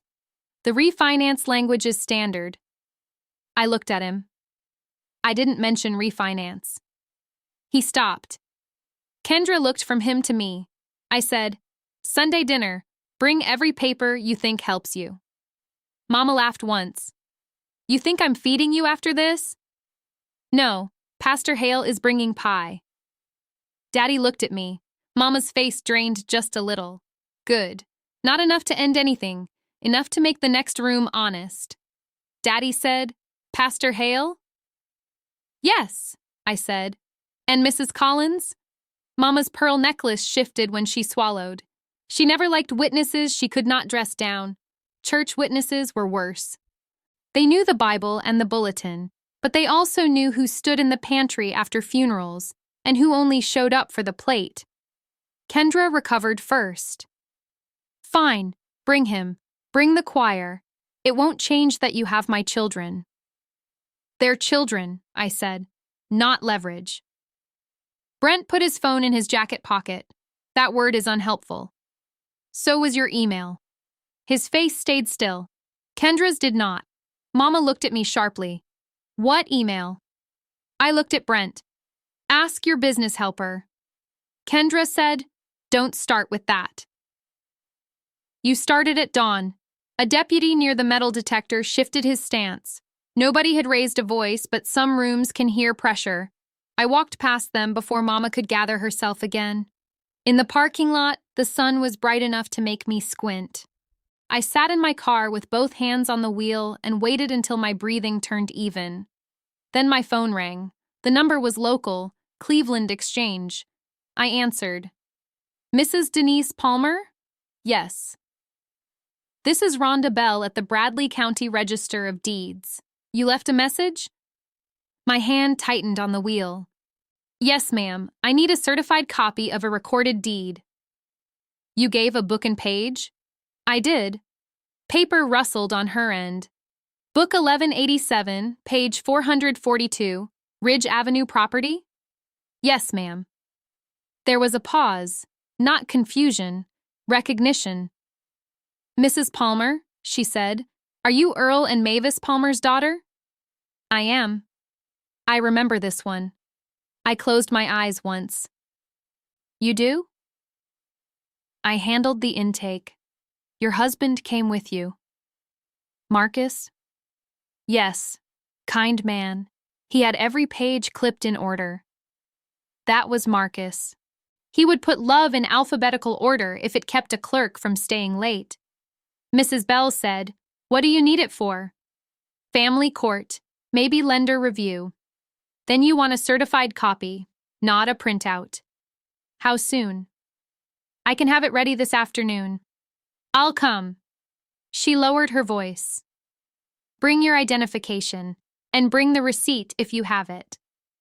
I have the lien payoff receipt. Good. It isn't required for the deed, but it may answer questions. What kind of questions? The kind people ask when they don't read what they signed. I sat there another second after she hung up. Then I put the car in drive and went back to Cedar Bluff. At 10:34, I was in the church pantry with Milo's inhaler in my purse, my court folder on the folding table, and a case of canned green beans at my feet. It made no sense to go there, except it made every sense. When the world got loud, I balanced something. Pastor Hale had left the pantry invoice clipped to the cabinet. I looked at it while packing 3 extra snack bags for the children. The invoice said 216 cans at 89 cents each. The total was $201.84. Wrong. I did not touch a calculator. 216 times 89 cents was $192.24. $9.60 was sitting there in the wrong column wearing a church stamp. I circled it in blue ink and wrote, Call vendor. Overbilled. Mrs. Collins came in carrying paper plates. Denise, she said, you're doing math with one hand and putting peanut butter crackers in bags with the other. I've had practice. She set the plates down. Pastor told me Sunday dinner needs ears. It does. Does it need mouths? Only if Mama lies. Mrs. Collins nodded like I had asked her to pass salt. She was a small woman with gray braids, soft hands, and a way of remembering exact dates without making a show of it. She looked at the folder. That court? Yes. What did they do? Flagged the false consent. Ordered Kendra to give authorization by 5. And the babies? With me for now. For now is a heavy phrase. It is. She watched me write Lacey on one bag, Jonah on another, Milo on the third. Your mama still calling you hard? Yes. You know what hard is? I looked up. Hard is a pew after 2 services. You still sit because you came for something. That ain't bad. I almost smiled. That sounds like something Pastor would say. I taught him better lines. At 11:12, my phone buzzed with a text from Kendra. You made court worse. Brent says you need to stop contacting people. I answered, Brent can speak through counsel if he has something lawful to say. She replied fast, You always loved making us look ignorant. I put the phone face down. Mrs. Collins saw my face. That her? Yes. Don't answer twice. I won't. But I did save the message. By noon, I had picked Milo up from preschool because his teacher said he was asking for me every 20 minutes. He came out wearing a paper crown with blue stars. He held it with both hands so the wind would not take it. Did I do wrong? He asked. No. Why I had to leave? Because your body wanted quiet. My body didn't say that. It told your teacher. He considered that. Bodies talk? All day. Mine says nuggets. That sounds about right. He held my hand all the way to the car. At home, he fell asleep on Marcus's side of the sofa with his shoes still on. I took them off and set them by the leg Marcus had repaired with a brass plate because he refused to throw out good furniture. At 2:15, I drove to Cleveland with Milo in the back seat, still wearing the crown. I did not want to take him, but I wanted to leave him less. The courthouse annex smelled like floor wax and old paper. Mrs. Rondabelle sat behind the deeds counter with reading glasses on a chain and silver hair pinned close to her head. She looked at Milo first. Afternoon, sir, she said. He touched his crown. I'm not a sir. I'm Milo. My mistake, Mr. Milo. That satisfied him. I gave her my license. She studied it, then looked at me. Denise Palmer, she said. Deep brown skin, silver twists, and the same calm face you had when your husband told me not to rush. He was polite. He was prepared. She pulled a certified copy from a tray. The pages were stamped and sealed. Official paper has a smell to it, dry and serious. She slid it toward me but kept one finger on the top page. This is yours, she said, but I want to show you something. She turned to the second page and tapped a paragraph. Read that line. I read it silently. She said, out loud. I glanced at Milo. He was busy counting chairs. I read, Grantors convey all right, title, and interest in the property commonly known as 214 Ridge Avenue to grantee Denise Palmer, her heirs, and assigns. Mrs. Bell nodded. That's the sentence. I kept my voice level. Yes, ma'am. And this one. She tapped lower. This transfer is made in satisfaction of debt advanced to preserve the residence from tax lien foreclosure. There it was in county ink, not family memory, not mama's version, not daddy's shame, ink. Mrs. Bell said, People forget recorded means recorded. They didn't forget. They just hoped I did. She looked at me over her glasses. You didn't. No. How much was the lien? $41,386.19. She did not flinch, but her mouth pressed tight. And attorney fees? $3,200. Recording fee? $87. Back taxes after that? $6,942.12 over 2 years. Mrs. Bell sat back. You remember all that? I paid it. Milo came over and leaned against my leg. Aunt Denise, can paper be sleepy? Mrs. Bell smiled at him. Paper gets tired when grown folks lean too hard on it. He nodded like that was science. I paid for the certified copy, $24. I asked for 2 more. $48 more. Mrs. Bell made them without asking why.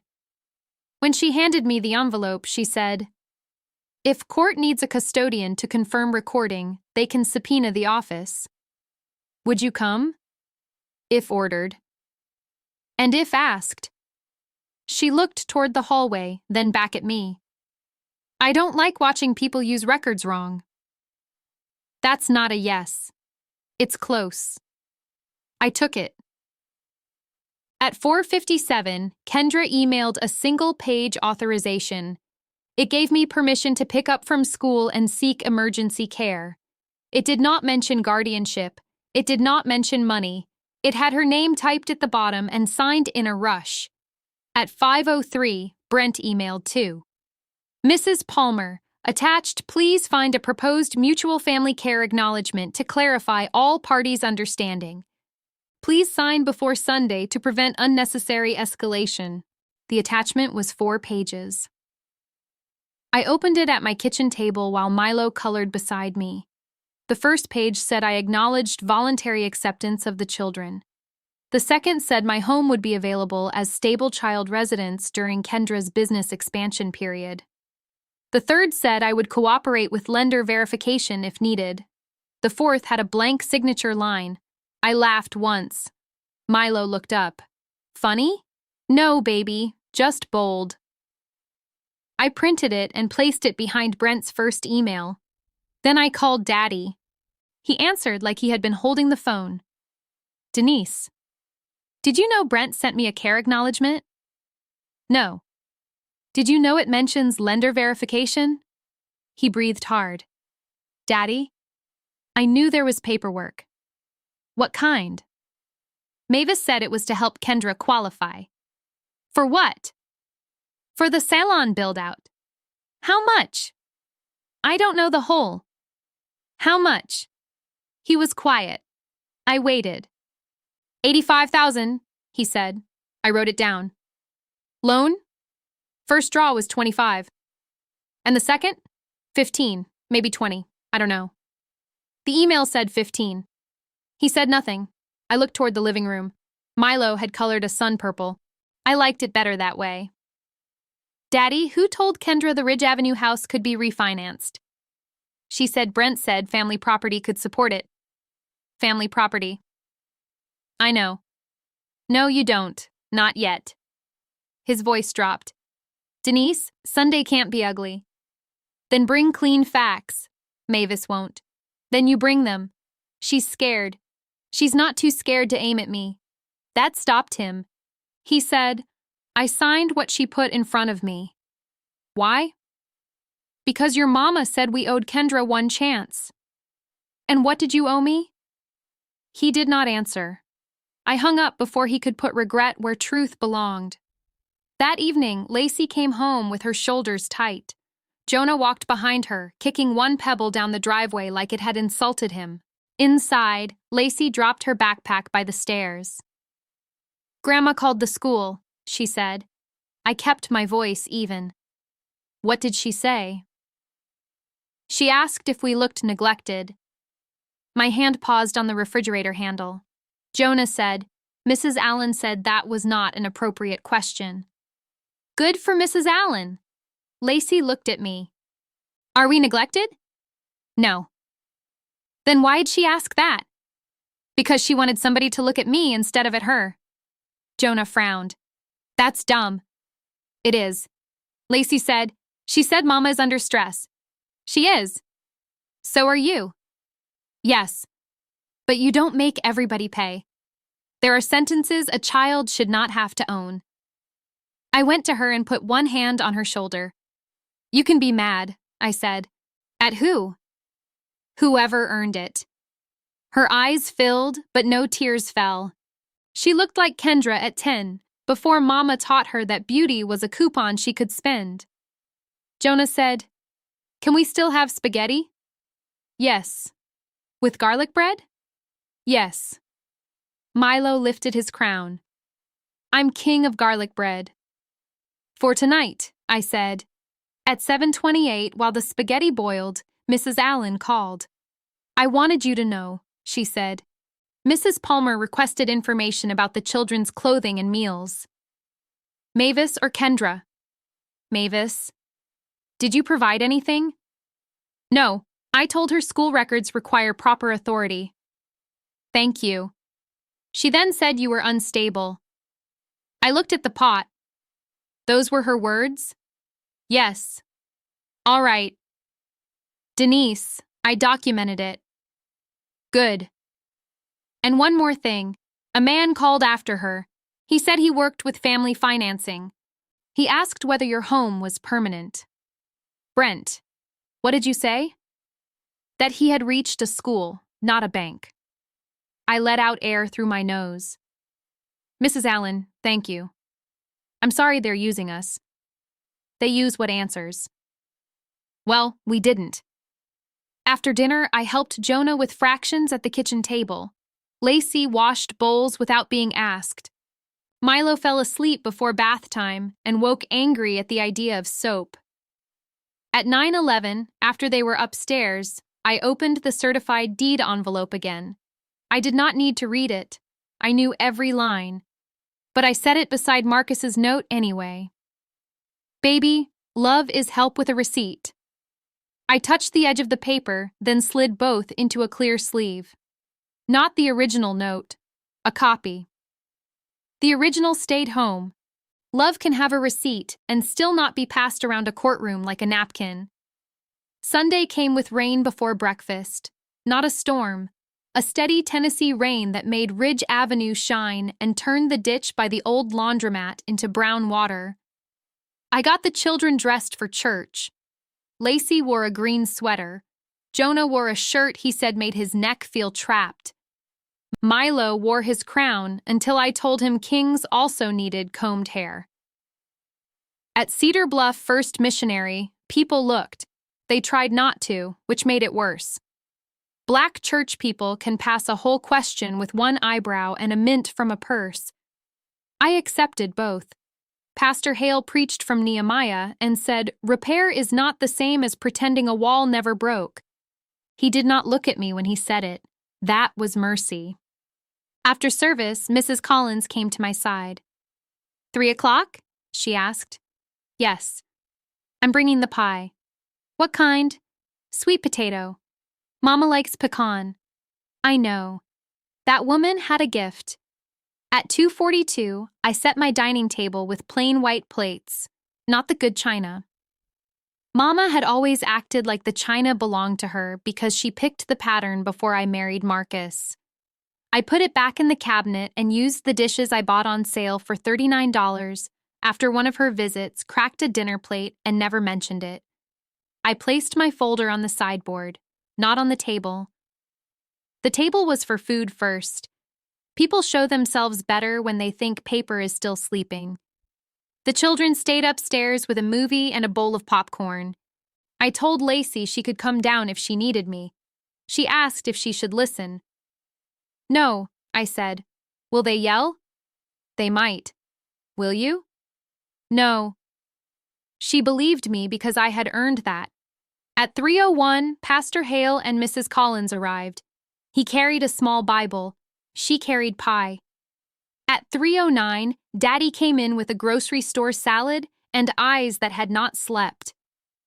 At 3:14, Mama arrived in the same navy dress from court, pearls and all. Kendra came behind her in a camel coat, hair curled, lips glossed, face arranged for injury. Brent arrived at 3:18. I opened the door and looked at him. You were not invited.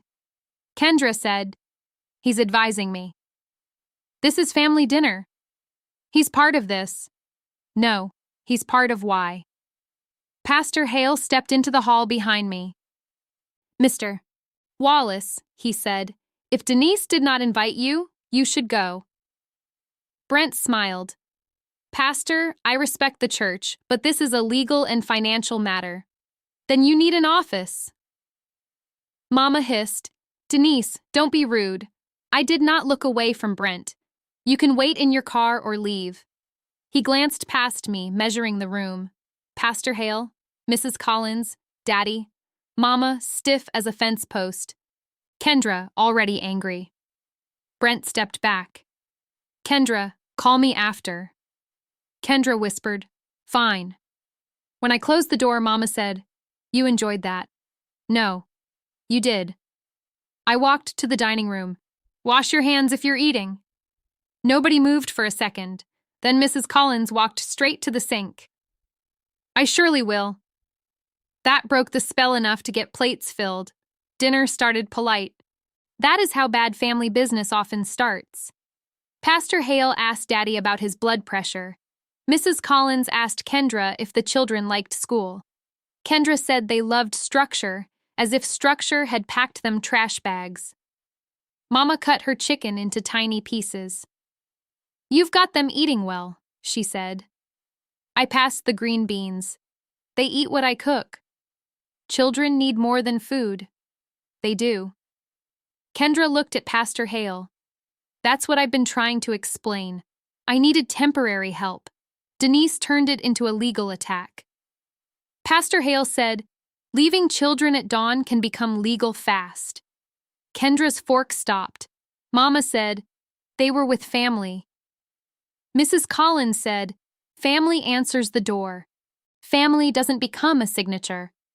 Mama's eyes flashed. "You don't know our business."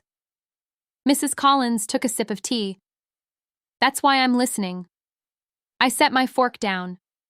"Who told Kendra the house could be refinanced?" The room went still. Daddy looked at his plate. Kendra looked at Mama. Mama looked at me like I had spoken out of turn in her own house. It was not her house. That truth sat beside me, quiet and sealed. Mama said, "This again?" "Yes." Kendra said, "Nobody is refinancing anything today." Today is not the question. Daddy put his napkin down. "Denise." "No, Daddy, we're not going around it. Who told Kendra the Ridge Avenue house could support her loan?" Mama laughed, but it landed wrong.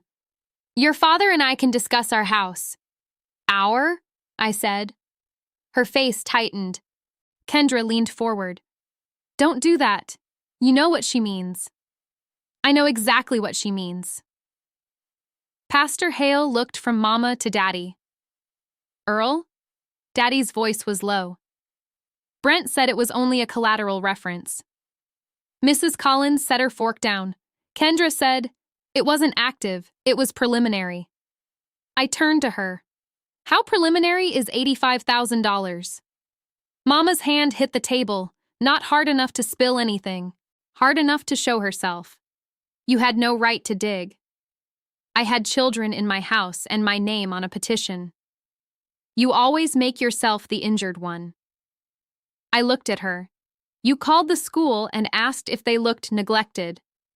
Kendra's head snapped toward Mama. "You did what?" Mama said. "I was protecting them."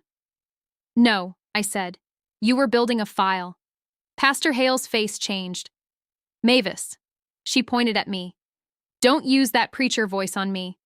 Mrs. Collins said, "Then use your own truth." Mama turned on her. "You think because she keeps church books, she's innocent?" I said, "No one said innocent." "I know girls like Denise," Mama said. The table stopped breathing. There it was. Not girls like me because she had raised me.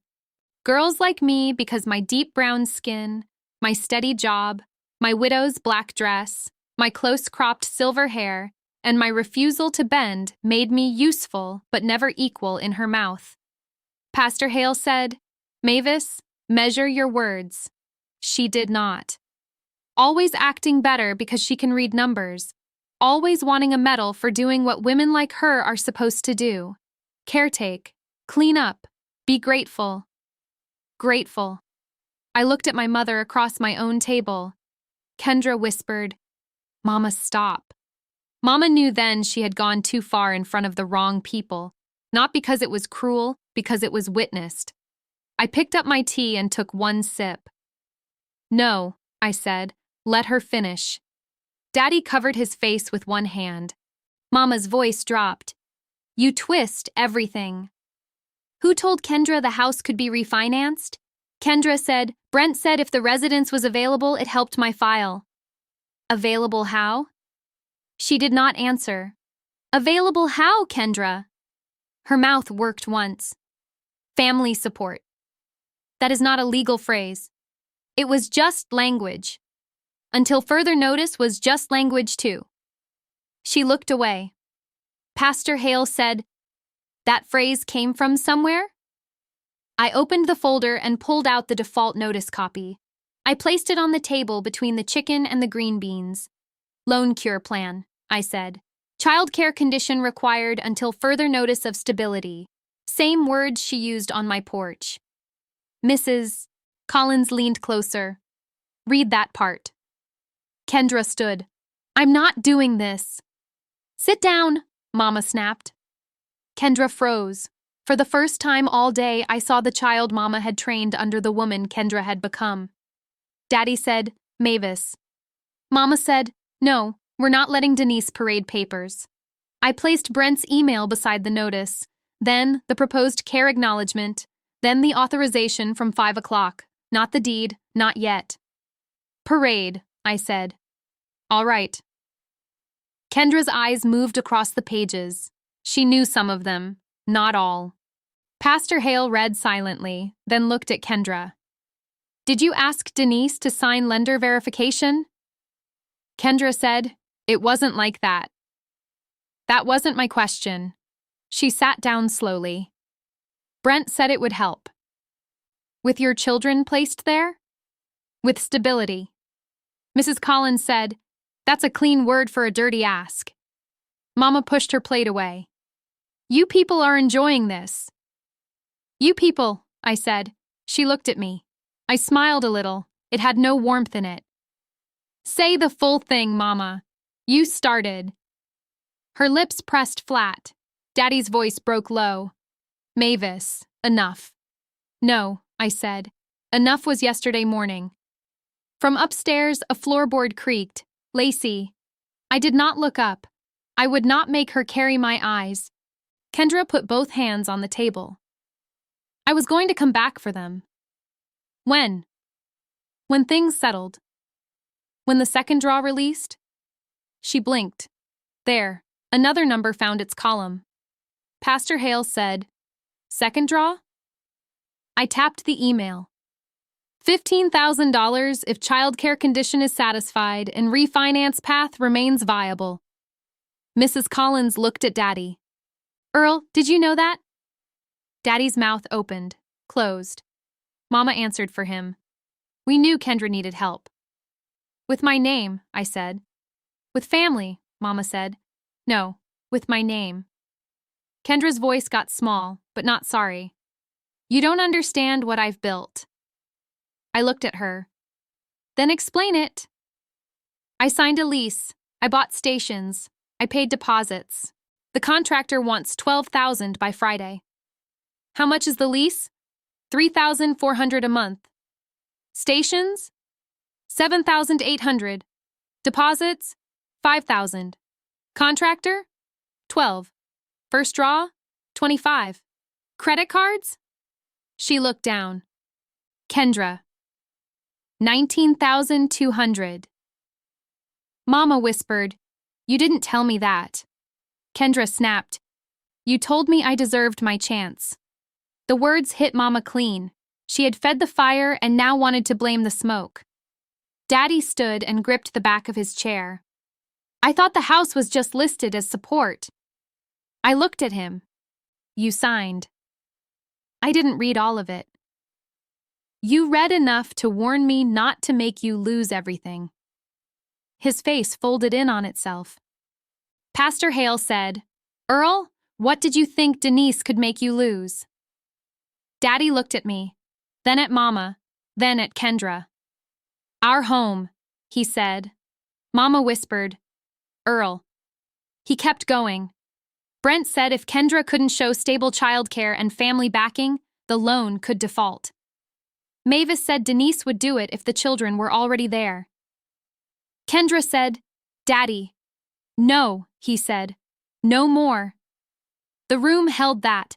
I felt nothing rise in me. No triumph, no heat, just the old click of numbers lining up. $41,386.19. $3,200. $6,942.12. $85,000. $25,000. $15,000. $19,200. $12,000 due Friday. A sacrifice ledger and a panic ledger.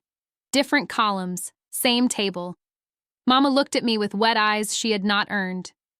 You could fix it, she said. No. You could. I know. That was the first honest pain I gave her. Not anger, capacity. Kendra said, "So you'll let everything collapse?" "I won't hold up what you built on my back." Mama's mouth trembled. "They're your sister's children." "They're children," I said, "and I am caring for them tonight." "So sign." "No." Pastor Hale pushed the papers gently into a straight line. "Mavis," he said, "what exactly do you want Denise to sign?" Mama looked at him like the answer was obvious. "Responsibility." Mrs. Collins said, "Without authority?" Mama said, "She always needs authority." I said, "Yes." One word, clean. Kendra's phone buzzed on the table. Brent's name lit the screen. She turned it over too late. Mrs. Collins saw it. Pastor Hale saw it. Daddy saw it. I said, "Answer." Kendra shook her head. "Answer, Kendra." Mama said, "Don't." Kendra stared at the phone until it stopped. Then it buzzed again. I stood and picked up my plate. "Dinner is done." Mama looked startled. "That's it?" "For tonight." "You call us here to ambush us, then dismiss us?" "I called you here to tell the truth in front of people you couldn't bully." Kendra grabbed her purse. "You think court will make you look good? You're refusing 3 kids." "I'm refusing a lie." Daddy's chair scraped back. "Denise, what happens now?" "Court gets the papers. The school keeps the restrictions. Kendra deals with her lender. You bring me every document you signed by tomorrow at noon." Mama said, "Or what?" I looked at her. "Or I stop asking." That quieted even Kendra. Pastor Hale rose. "I'll walk you out." Mama said, "We know the door." Mrs. Collins picked up the sweet potato pie. "This stays with Denise." Mama's face twisted. "Of course it does." They left in pieces. Kendra first, sharp heels on my porch boards. Mama next, shoulders high. Daddy last. He paused with his hand on the door frame Marcus had sanded smooth 12 years before. "I'm sorry," he said. "I did not soften it for him. Bring the documents." He nodded and went into the rain. When the door closed, Lacey came halfway down the stairs. Jonah was behind her. Milo was asleep somewhere above them, free from the adult math for once. Lacey said, "Did Grandma mean you?" "Yes." "Girls like you?" "Yes."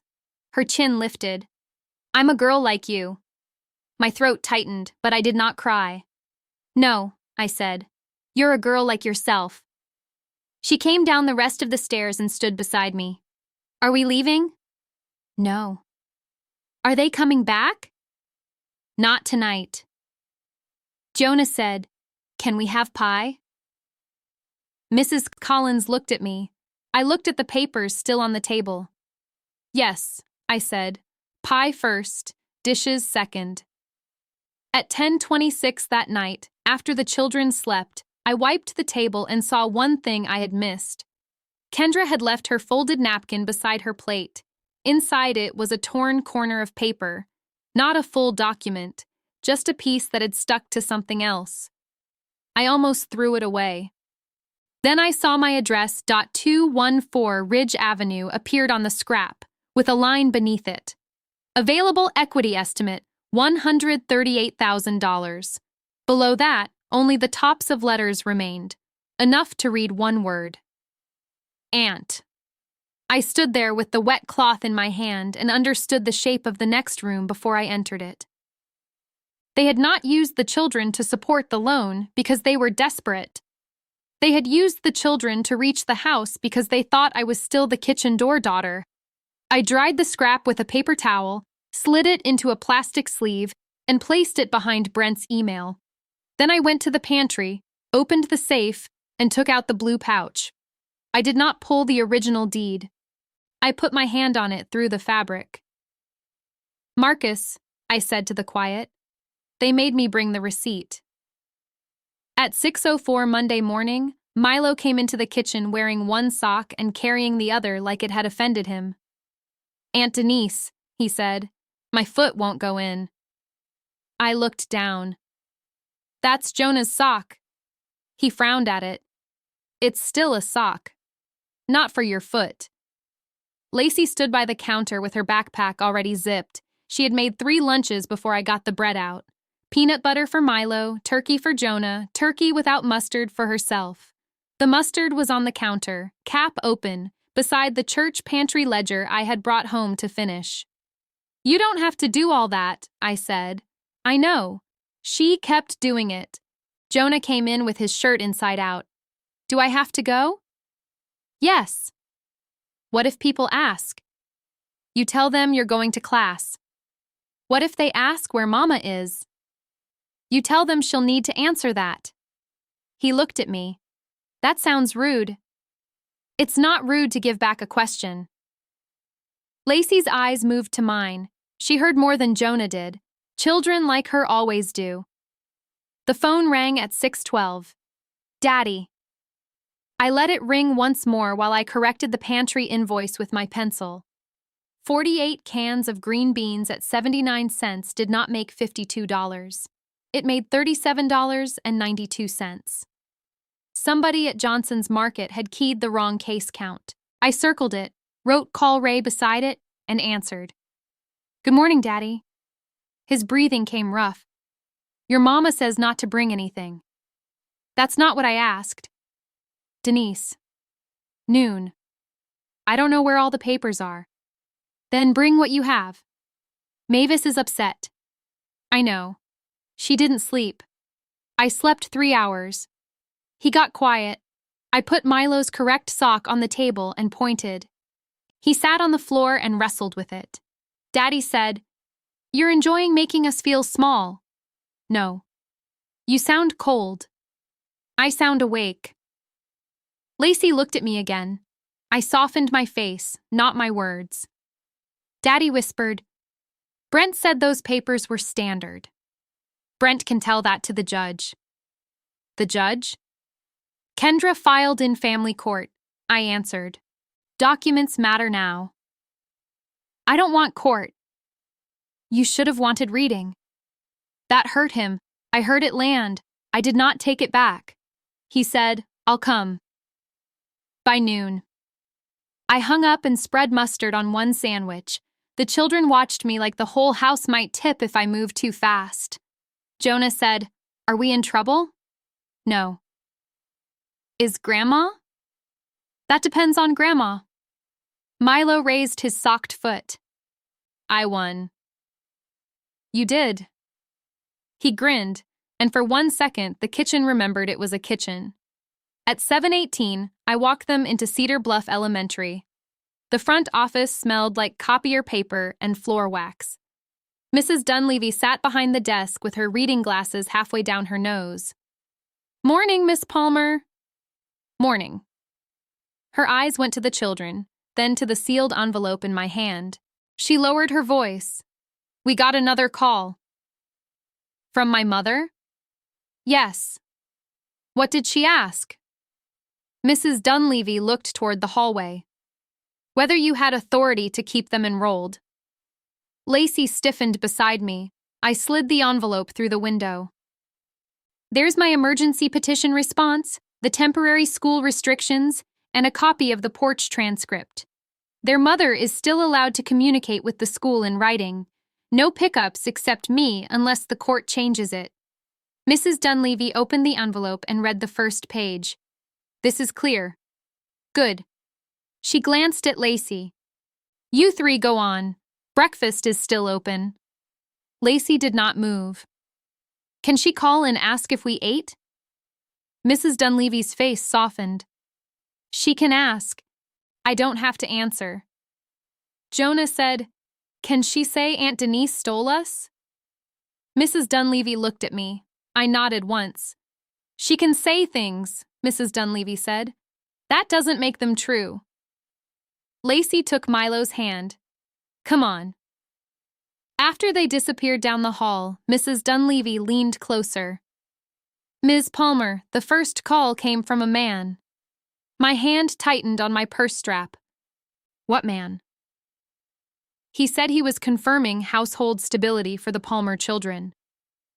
Name? He said Wallace Family Funding. Brent had gotten sloppy, or he thought school secretaries were furniture. When?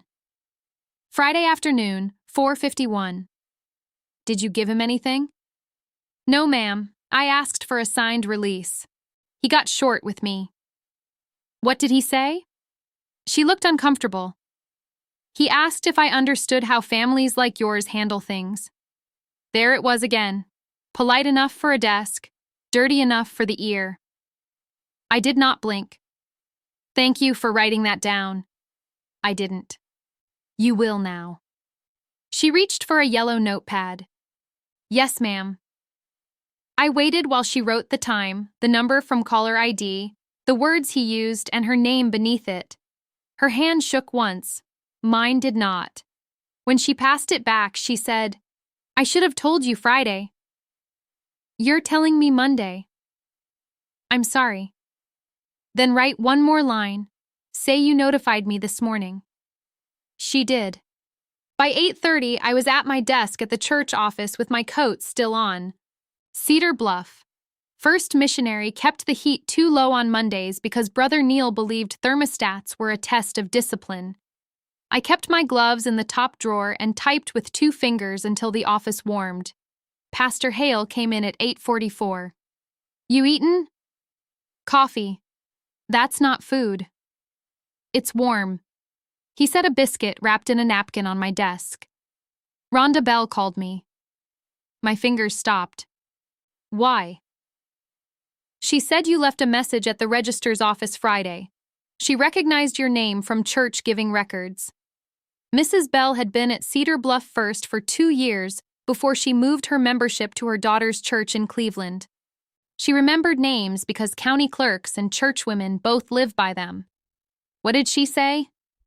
She said there's a deed on record for Ridge Avenue. I looked at him. He closed the door. Denise. I haven't opened the pouch. You may need to. I know. Before court. I know. He sat across from me. You don't have to tell me what's in it. I do if I need you to stand there while they lie. I'll stand there either way. That was not a loud promise. It was better than loud. I opened my purse and took out the plastic sleeve with the scrap from Kendra's napkin. Pastor Hale put on his glasses. Available equity estimate, he read. $138,000. And the word? Aunt. His mouth tightened.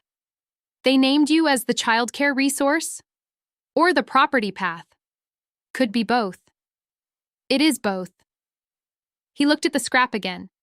Where's the full paper? Kendra has it. Brent may have it. Daddy may have signed near it and not know. Pastor Hale leaned back. Noon matters. Yes. At 11:52, Daddy pulled into my driveway. I watched from the kitchen window. He sat in the truck for almost 4 minutes with both hands on the steering wheel. Then he got out carrying a Kroger pharmacy bag.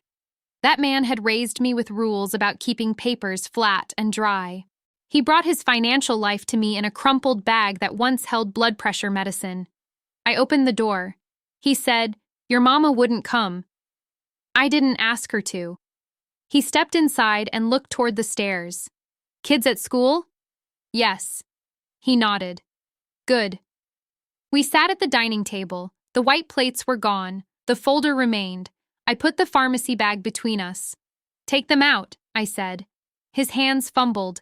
Inside were 5 papers, 1 empty envelope, and a sticky note with Brent's office number. Not enough. Enough to start. I sorted them without speaking. Loan support affidavit, child care stability acknowledgement, preliminary refinance consent, equity worksheet, contact authorization. Daddy rubbed his thumb against the table edge. I didn't sign that one. I turned the refinance consent toward him. That's your signature. That's not mine. I looked at it again. It looked like his name. It did not look like his hand. Daddy. I signed 2 papers, maybe 3. Not that. You're sure? I'm 72, Denise. I know my own name. For the first time since Friday, the room shifted in a new direction. I took a photo of the signature with my phone. Then I pulled the contact authorization closer. This one? He leaned in. That's mine. This one? Yes. This one? He swallowed. That's mine too. I tapped the refinance consent. Not this. No. Did Mama sign it? He shut his eyes. I don't know. Was she there? Yes. Was Brent there? Yes. Kendra? In and out. What did Brent say? That we had to show unity. Unity. Another clean word with dirt under it. Daddy's voice thinned. He said if we didn't, Kendra's whole business would fall. He said the children needed one household on paper. He said you were the only one with steady books. Not steady love? He looked down. I said, say it. He said you were practical. That's not all. Daddy's eyes filled. He said you'd been trained for responsibility. I sat back. Trained? Mama's grateful. Brent's trained. Kendra's until further notice. Different mouths, same shelf. Daddy whispered. I should have stopped it. Yes. I thought if you just helped for a month. No. I didn't think it was theft. It doesn't have to be theft to be wrong. He nodded, but his face had gone gray. I pushed a blank sheet toward him. Write what you just told me. I can't. You can. Mavis will say I betrayed her. She betrayed your name first. He picked up the pen. His hand shook so hard the first letter broke in the middle. I did not help him hold it. He wrote 6 sentences, short ones, real ones. He wrote that he did not sign the refinance consent. He wrote that Brent Wallace used the phrase one household on paper. He wrote that Mavis Palmer said Denise would do it if the children were already there. When he finished, he pushed the paper away like it burned. I made a copy on my printer. Then another. One went in my folder. One went in an envelope for court. One I handed back. Keep that. I don't want it. Keep it anyway. He stood slowly. At the door, he turned. Your mama said something last night. I'm sure she did. She said Marcus turned you against us. I almost smiled. Not because it was funny, because even in absence, Marcus made them tell the truth. No, I said. Marcus asked for receipts. Daddy looked at the pantry door. He knew the safe was behind the canned peaches. He had helped Marcus install that shelf years ago and called it excessive. You still got it? Yes. Then bring it. I will. After Daddy left, I stood in the pantry with the light off. The children's cereal sat on the left. The safe sat low behind 2 cases of diced tomatoes and a bag of rice. I moved the tomatoes. I keyed the code. The safe opened with a click I felt in my teeth. The blue pouch was heavier than it looked. I carried it to the kitchen table and sat down before I opened it. My hands did not tremble. I had balanced too many bad months to tremble over paper.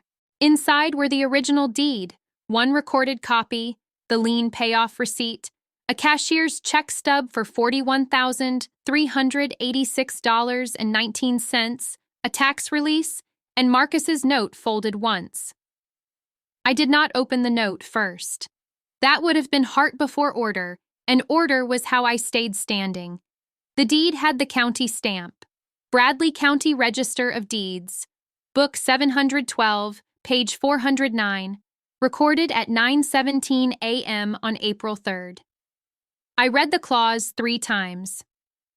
Grantors Earl Palmer and Mavis Palmer convey all right, title, and interest in the property known as 214 Ridge Avenue to Denise Palmer, married woman, as her sole and separate property. Sole and separate. Not family support. Not available residence. Not kitchen door. Mine. I opened Marcus's note after that. Baby, love is help with a receipt. 7 words, and there he was. Sitting across from me with his work shirt on, telling me not to confuse rescue with surrender. I put the note flat beside the deed and pressed my palm over it once. Then I called Mrs. Rhonda Bell. She answered on the second ring. Register of Deeds, this is Rhonda. Mrs. Bell, this is Denise Palmer. I was hoping you'd call back. I have the recorded copy. Book 712, page 409? Yes, ma'am. That's the one. I need a certified copy. You can come to Cleveland today. How late? 4:30. But Denise? Yes? Come before 3 if you can.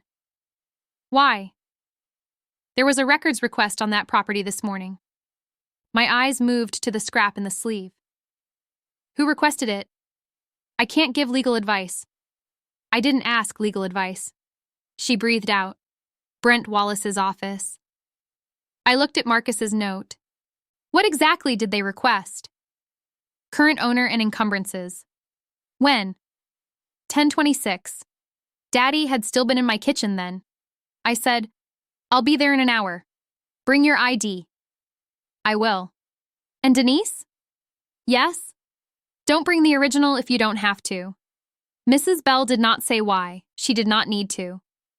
At 1:06, I drove from Cedar Bluff toward Cleveland with the certified copy request in my purse and the original deed locked back in the pantry safe. Highway 68 looked ordinary. Gas station, dollar store, the old laundromat with 2 dryers always broken. People bought coffee, turned left, checked their phones at red lights. That is the strange thing about a day that changes your life. Everybody else still has errands. The Bradley County Courthouse had stone steps and men in belts standing near the doors like they owned the hour. I walked past them in my black coat and low heels, a black woman with silver twists and a folder under my arm. One of them gave me the second look. Not open, not brave. Just enough to ask without asking whether I knew which office I needed. I knew. Mrs. Bell worked behind a glass window with a brass nameplate crooked by one screw. She was light-skinned, round-faced, with gray at her temples and a pen tucked behind her ear. When she saw me, she stood. Denise. Mrs. Bell. Come around to the side door. A young clerk looked up. Mrs. Bell said, I'm assisting Ms. Palmer. That was a sentence with a spine. She took me to a small counter near the copy machine. May I see your ID? I handed it over. She compared the card to my face, then to the screen. Do you want 1 certified copy or 2? 3. Good. She printed the first page, then the second, then the certification sheet. She stamped each one with a hard, clean sound. While the machine worked, she said, Brent Wallace's runner came in. What did he get? A copy of the same deed. He knows. He will when he reads it. Did he read it here? No. Asked for current chain and left. The machine spit out another page. Mrs. Bell lowered her voice. There's something else. I looked at her. This morning's request also asked whether any power of attorney was on file for Earl Palmer or Mavis Palmer. Is there? No. Why would he ask that? She looked toward the front window. Because somebody may have used authority they didn't have. I thought of Daddy's signature, the one that was his, the one that was not. Mrs. Bell placed the certified copies in a large envelope. Court tomorrow? Yes. I got a subpoena. I didn't know. Your attorney sent it. I nodded. Mr. Calder had moved faster than he sounded on the phone. Mrs. Bell tapped the envelope. If they ask, I'll read the deed. Just the clause. That's all it needs. At the front counter, the young clerk stared at my debit card a breath too long before running it. Mrs. Bell saw it. She's paying for certified copies, Mrs. Bell said, not applying for permission. The clerk's face went red. I signed the receipt for $42 and took my envelope. Thank you, I said. Mrs. Bell nodded. Denise, I remember when that lien hit. I did not answer. I remember your mama saying family had handled it. I looked at her then. She didn't say you. No, I said. She wouldn't. Mrs. Bell's mouth tightened. See you tomorrow. When I got home, Kendra was on my porch. She stood beside the swing Marcus had hung, wearing sunglasses, though the sky had gone flat. Her camel coat was open. Her phone was in her hand. Brent's black sedan idled at the curb behind her. I parked in the driveway and stayed in the car long enough to turn on my phone recorder. Then I got out. You can't be here, I said. Kendra pulled off her sunglasses. Her eyes were swollen, but her mouth was hard. I came to see my kids. They're at school. Then I'll wait. No. Brent stepped out of the sedan. Denise, we need to talk. I'm not talking to you. He smiled. You keep saying that. And yet you keep hearing me. Kendra moved down one step. You went to Cleveland? Yes. For what? Copies. Her face changed. Brent's did not. That told me he had read enough. He said, the property record has complications. No, it has a stamp. Kendra looked at him. What complications? He cut his eyes at her. Not here. I almost thanked him. Nothing opens a panic like secrecy in daylight. Kendra said, Brent, what complications? He ignored her and looked at me. Your parents occupied that home continuously. There may be equitable claims. Make them in court. Mavis and Earl believed it remained their family residence. They could believe the moon was in the pantry. Kendra snapped, Stop talking like that. Like what? Like you're smarter than everybody. I'm more careful than everybody. Brent's voice cooled. Careful people don't interfere with financing. Careful people don't call schools pretending to confirm household stability. Kendra turned. You called the school? Brent said, It was standard verification. They wrote it down, I said. His jaw shifted once. Good. Kendra looked from him to me. What did he say? Ask him. Kendra, Brent said, focus. She stepped away from him. No, what did you say? I said, families like yours. Kendra stared at him. He lifted one hand. That's not what I meant. I laughed once, quiet, barely sound. That sentence always comes with a broom after it. Kendra's face opened just a little, not enough for remorse, enough for fear. Brent turned to me. You're escalating a family matter into a public proceeding. You filed papers first. Kendra filed for clarity. She filed a lie. Kendra said, I filed because you wouldn't help. I am helping the children. You're destroying me. No, I'm describing you. A car slowed on Ridge Avenue. Mrs. Collins sat behind the wheel, watching like the Lord had assigned her that lane. Brent saw her too and lowered his voice. He said, There are ways to settle this. Name one. You sign temporary guardianship, acknowledge the children were placed by agreement, and we withdraw the refinance language. I stared at him. Kendra whispered, Withdraw? Brent closed his eyes for half a second. There it was. He had not meant to say that in front of her. I said, You can withdraw language from a loan file. You can't withdraw a porch video. Kendra looked sick.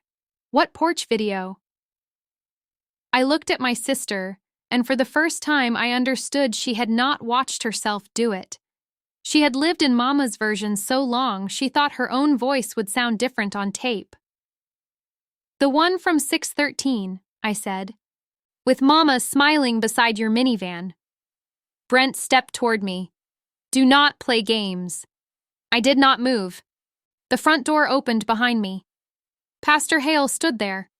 I had given him a key years ago after Marcus passed, for emergencies and church paperwork. He held his Bible in one hand and my spare folder in the other. Mr. Wallace, he said, step back from her porch. Brent's face tightened. Pastor, this isn't church. No, it's evidence. Mrs. Collins parked at the curb and got out. I knew I felt led to bring collards. Kendra looked like she might scream. I said, leave. She pointed at me. You'd really let me lose the salon? You built it on a false floor. You could still fix it. I know. That answer hurt worse the second time. I saw it. Brent opened his car door. Kendra. She did not move. He said her name sharper. Now. She put her sunglasses back on with both hands. You always wanted me to fail. No, I said. I wanted you to stop spending other people. Her mouth twisted. People like you love a receipt. I looked toward the pantry window. Marcus's note was locked inside, but I felt the words anyway. Yes, I said. We survive by them. Brent drove off with Kendra in the passenger seat. Mrs. Collins came up the walk, carrying a foil pan. She all right? She asked Pastor Hale, like I wasn't standing there. I'm right here, I said. Mrs. Collins looked me over. Then take these greens before I drop them. Inside, Pastor Hale placed my spare folder on the table. Mr. Calder called the church, he said. He couldn't reach you. I was at the courthouse. Hearing moved to first call tomorrow. I froze. What time? 9. That's not a delay. No, it's faster. Mrs. Collins set the pan on the stove. Good. Lies hate mourning. I looked at the table, certified deed copies, Daddy's statement, school call note, porch transcript, Brent's email, loan notice, care acknowledgement, scrap with my address. Each paper had its place. At 3:22, the school called. I answered before the second ring. Ms. Palmer? Mrs. Dunleavy's voice was tight. Kendra is here. I picked up my keys. Did she see the children? No, they're in the library with Mr. Ricks. Is Brent with her? No, your mother is. Mama. Of course Mama would go where children had smaller chairs. I'm on my way. Pastor Hale stood. I'll drive. No, follow me. Mrs. Collins said, I'm coming too. At Cedar Bluff Elementary, Mama stood in the front office with her purse under one arm and her chin high. Kendra stood near the trophy case, crying without tears. Mrs. Dunleavy was behind the desk. Mr. Ricks, the assistant principal, blocked the hallway with his body. Mama saw me and said, This is obscene. I walked to the counter. Are the children safe? Mr. Ricks said, Yes, ma'am. Kendra cried louder. They won't let me see my own babies. I turned to Mrs. Dunleavy. Did she request in writing? No. Did she present a court order? No. Mama said, I'm their grandmother. Not a category on the restriction. Her eyes went sharp. Listen to you. I am. You think papers make you mother now? No. Papers make the adults behave. Kendra stepped toward me. Just let me hug them. Not here. They need me. They needed breakfast Friday. Her face slapped shut. Mama lowered her voice. Don't shame her in public. I looked around. Mrs. Dunleavy, Mr. Ricks, Pastor Hale at the door, Mrs. Collins with her arms folded, two parents pretending not to listen near the sign-in sheet. Public is where she brought it. Mr. Ricks cleared his throat. Ms. Palmer, we need to keep the office calm. Which one? He blinked. I said, There are 3 Mims. Palmers here. Mrs. Dunleavy looked down to hide her mouth. Mr. Ricks said, Denise, I mean. Thank you. Kendra wiped her cheek. The hearing is tomorrow. You'll look cruel. I'll look present. Mama said, People like Denise always need a stage. Pastor Hale's voice came from behind me. Mavis. She turned. No, I'm tired of everybody acting scared of her folder. Mrs. Collins said, "Then stop doing folder things." Mama pointed at her. "Stay out of my family." Mrs. Collins did not raise her voice. "I watched your family leave children on a porch." Mama's mouth opened. Nothing came out. A small sound came from the hallway. Lacey stood behind Mr. Ricks. Jonah was beside her. Milo held a picture book upside down. Kendra saw them and sobbed once. "Baby." Lacey did not move. I went still. Every adult in that office had failed to keep them from seeing it, including me. I held out my hand. Lacey. She came to me, but her eyes stayed on Mama. "Grandma said you're making Mom lose everything," she said. Mama whispered, "I didn't mean for you to hear that." Lacey's voice was steady, too steady for 11. "Then why did you say it by a school?" Nobody answered. Jonah looked at Kendra. "Are you taking us?" Kendra reached for him. "I want to." He stepped behind Lacey. That did what no paper had done. Kendra's face folded, then hardened because shame had nowhere else to go. She said, "You turned them against me." "No," I said. "You left them facing the door." "Mr. Ricks finally found his job." "The children need to return to the library." Lacey squeezed my fingers. "Are you coming?" "Yes." Mama said, "Denise, don't walk away." I looked at her. "I'm walking toward them." I took all 3 children to the library. I knelt between the low shelves, deep brown hands on Milo's shoulders, my church coat brushing the carpet. "You're safe at school," I said. Lacey asked, "Do we have to go to court?" "No." "Do you?" "Yes." "Will they lie?" "Probably." "What will you do?" "Tell the truth in order." Jonah whispered, "Can truth win?" "Truth can stand." Milo said, "I don't want Grandma mad." "I know." "Is she bad?" "No, she's wrong." Lacey looked at me hard. "There's a difference?" "There better be." I kissed none of them. That office had already made enough display. I touched each hand once and stood. When I returned to the front, Kendra and Mama were gone. Mrs. Dunleavy handed me an incident form. "I wrote it," she said. I read it there at the counter. Times, names, words, refusal of access, child witnesses, no drama, just facts in school ink. "Thank you," I said. Mr. Ricks shifted. "We'll tighten the protocol." "Today?" "Yes, ma'am." "Good." At home that evening, Lacey did homework at the kitchen table while Jonah drew a square house with a roof too large for the walls. Milo lined up crackers from smallest to biggest, then ate the middle one and ruined his own system. The phone stayed face down beside my folder. It buzzed 6 times. Mama, Kendra. Unknown number. Mama again. I did not answer until Daddy called. "Yes?" His voice sounded older than noon. "Mavis found out I gave you the papers." I figured. "She says she's not going tomorrow." "She will." "She says she can't sit there and be humiliated." "Then she shouldn't have filed herself into a witness chair." "She didn't file. She helped." He breathed into the phone. "Denise, that signature, I know. What happens if they say I signed it?" "You tell the truth." "What if my truth hurts your mama?" "Daddy." He went quiet. I said, "Her comfort has been expensive." There was no answer for that because it was not an insult. It was an invoice. He said, "I'll be there. Bring your copy." "I will." After the children slept, I packed the folder for court. I put the certified deed copy in the back, not hidden. Held.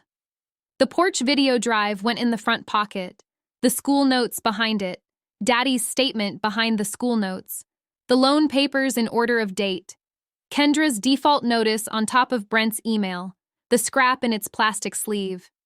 Then I opened the safe one more time. Marcus's note lay on top of the original deed. "Baby, love is help with a receipt." I did not take the original. I took one photograph of the note with my phone, then put it back.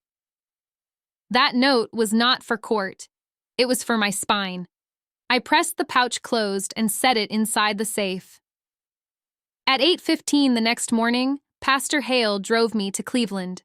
Mrs. Collins followed in her Buick with Daddy in the passenger seat because he said his hands were not fit for driving. The children stayed with Mrs.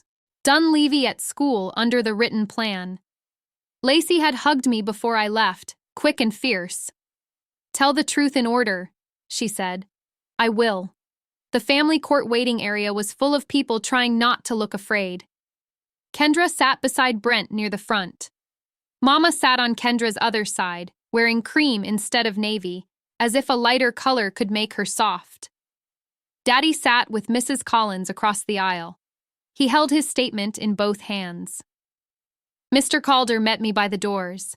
He was short, neat, and calm in the tired way good lawyers get when they have seen too many families use children as rope. "You have the deed copy?" "Yes." "Mrs. Bell is here." I turned. Mrs. Rhonda Bell sat on the back bench in a gray suit, purse on her knees, county badge clipped to her lapel. She gave me one nod. Brent saw her next. His face did not fall. Men like him practice not falling. But his hand moved to his briefcase latch and stayed there. The clerk called our case at 9:03. Inside, the courtroom felt smaller than it should have. Judge Maribel Sutton sat high enough to see everybody's hands. A court officer stood near the wall. The state caseworker, Ms. Albright, sat at the side table with a yellow pad. Moral verdicts gathered in that room whether anybody named them or not. Mrs. Dunleavy had protected the children. Mr. Ricks had been late, then useful. Pastor Hale had stood where truth needed a witness. Mrs. Collins had brought food and backbone.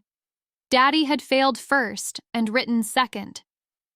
Mama still sat with her purse snapped shut. Kendra took the petitioner's table with Brent beside her. I sat with Mr. Calder. My folder lay closed in front of me. Judge Sutton looked over her glasses. "We're here on Kendra Palmer's emergency petition regarding temporary guardianship and child placement. Counsel, appearances." They spoke, names, roles, clean sounds over a dirty floor. Then Kendra stood. She had chosen a pale blue blouse and no lipstick. Her hair was pulled back. She looked younger. That was no accident. Judge Sutton said, "Miss Palmer, you filed the statement. I'll hear from you first." Kendra gripped the table. "Your Honor, I love my children. I needed help during a business emergency. My sister Denise agreed to keep them temporarily. Then she turned on me." "Did she agree in writing?" "No, ma'am. We're family." "Judge Sutton wrote something. Did she agree verbally?" Kendra looked at me. "Yes." Mr. Calder stood. "Objection to narrative unless we can present the recording." Judge Sutton raised one hand. "You'll have your turn." Kendra swallowed. She knew I was expanding my salon. She knew I was under pressure. She's always been the responsible one, and I trusted her. Responsible, trained, grateful. They kept dressing the same demand for church. Kendra continued. "Then she blocked me from the school. She embarrassed me in front of my children. She's using paperwork to punish me." Judge Sutton looked at the petition. "Your filing says Ms. Palmer accepted care until further notice." "Yes." Those words were hers? Kendra hesitated. Brent leaned toward her. Too late. Kendra said, "They were understood." Mr. Calder's pen stopped. Judge Sutton looked at her. "That wasn't my question." Kendra's voice thinned. "I may have said that. Why that phrase?" "It's just a phrase." Mama stood suddenly. "Your Honor, may I speak?" Judge Sutton looked at her. "Name: Mavis Palmer, their mother." "You may sit until called." Mama did not sit. People like Denise should be grateful to raise them. The room went still enough for the ceiling light to hum. There it was, returned to public air. Not a porch, not dawn, a courtroom. Judge Sutton's face did not change. "Mrs. Palmer, sit down." Mama sat, but her chin stayed high. She thought she had defended Kendra. She had signed the whole confession in her own voice. "Mr." Calder stood. "Your Honor, respondent requests permission to play a brief porch recording." Brent stood too. "Objection. No foundation." Mr. Calder said, "We'll lay it." Judge Sutton looked at me. "Ms. Denise Palmer, take the stand." I stood, smoothed my black skirt, and walked to the witness chair. I raised my right hand. I swore to tell the truth. Then I sat with my folder on my lap. Mr. Calder said, "State your name." "Denise Palmer." "Age?" 48. "Occupation?" "Bookkeeper and church treasurer." "Relationship to the children?" "They're my sister's children." "Did you agree to take custody?" "No." "Did the children come to your home?" "Yes." "When?" "Friday morning at 6:13. "How?" "Kendra brought them in her minivan." "My parents came too." "Did you record that event?" "My porch camera records automatically." He handed me a small drive. "Do you recognize this?" "Yes." "What is it?" "The saved porch video from that morning." Judge Sutton allowed it. The clerk played the clip on the courtroom screen. My porch appeared in gray dawn. Kendra's minivan. 3 children with trash bags. Mama in her coat, smiling. Daddy near the driveway, not meeting the camera. Me in the doorway, robe tied tight, face still from sleep. Kendra's voice filled the courtroom. "Just until further notice." Then Mama's. "People like you should be grateful to raise them." Nobody moved. On the screen, I said nothing. I only reached for Milo's bag. The clip ended. Judge Sutton looked at Kendra. Kendra stared at the table. "Mr." Calder said, "Ms. Palmer, did you then care for the children?" "Yes." "Did you restrict school pickup?" "Yes." "Why?" "Because their placement had been misrepresented." "Did you uncover a financial connection to those words?" "Yes." Brent rose. "Objection." Judge Sutton said, "Overruled for now." Mr. Calder handed me the default notice. "What is this?" "A loan cure document tied to Kendra's salon expansion." "Read the highlighted sentence." I read it steady. "Childcare condition required until further notice of stability." Kendra closed her eyes. "Mr." Calder said, "Same phrase?" "Yes." He placed Brent's email beside it. "What is this?" "An email referring to a second draw of $15,000 if childcare condition is satisfied and refinance path remains viable." Judge Sutton's pen moved. Mr. Calder said, "Refinance of what?" "The Ridge Avenue house." Mama whispered, "Our house." I looked at her, not hard, just direct. Mr. Calder turned. "Your Honor, respondent calls Mrs. Rhonda Bell." I stepped down. Mrs. Bell took the stand like she had walked into church late and refused to rush. She swore in. She gave her name. Deputy Clerk, Bradley County Register of Deeds, Mr. Calder handed her the certified copy. "Do you recognize this document?" "Yes." "What is it?" "A recorded warranty deed." "What property?" 214 Ridge Avenue, Cedar Bluff, Tennessee. "Is this a certified copy from your office?" "Yes." "Please read the highlighted clause." Brent stood. "Your Honor, relevance. This is a custody hearing." Judge Sutton looked at him. "Counsel, if a property interest was used to support the petition, relevance is clear." Brent sat. Mrs. Bell adjusted her glasses. Her voice carried without strain. "Grantors Earl Palmer and Mavis Palmer convey all right, title, and interest in the property known as 214 Ridge Avenue to Denise Palmer, married woman, as her sole and separate property." Mama made a sound, not a word. Daddy bowed his head. Kendra turned to Brent. What does that mean? Nobody answered fast enough, so I did. It means the house wasn't yours to leverage. Brent said, that is a legal conclusion. Judge Sutton looked at him. It's also the plain language. Mrs. Bell kept the deed in both hands. Mr. Calder said, when was it recorded? April 3rd at 9:17 a.m. Was it on public record? Yes. Could any lender or advisor confirm ownership? Yes. Was there any power of attorney on file allowing another person to pledge Ms. Denise Palmer's property? No. Mr. Calder nodded. Thank you. Judge Sutton looked at me. Ms. Palmer, one question from the court. Why was the house deeded to you? I stood at my table. I paid the medical tax lien, $41,386.19. Marcus, my husband, insisted we record the transfer. Mama whispered, we were going to pay you back. I turned to her. You paid me in silence. Judge Sutton said, Mrs. Palmer. Mama stopped. Brent stood again. Your Honor, my client was under pressure and relied on family representations. Judge Sutton looked at him. Which client? He paused. That pause was small. It was enough. Kendra looked at him slowly. Which client, Brent? Judge Sutton's gaze sharpened. Mr. Wallace, are you counsel of record for Ms. Kendra Palmer only? Yes, Your Honor. Then choose your words carefully. He nodded once. Ms. Albright, the caseworker, spoke for the first time.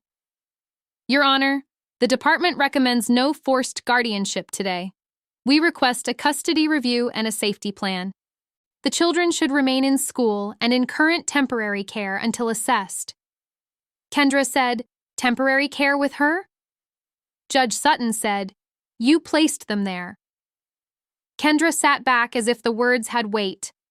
Mr. Calder said, respondent is willing to care for the children short-term with proper authority, school access, medical access, and no financial acknowledgement tied to the petitioner's loan.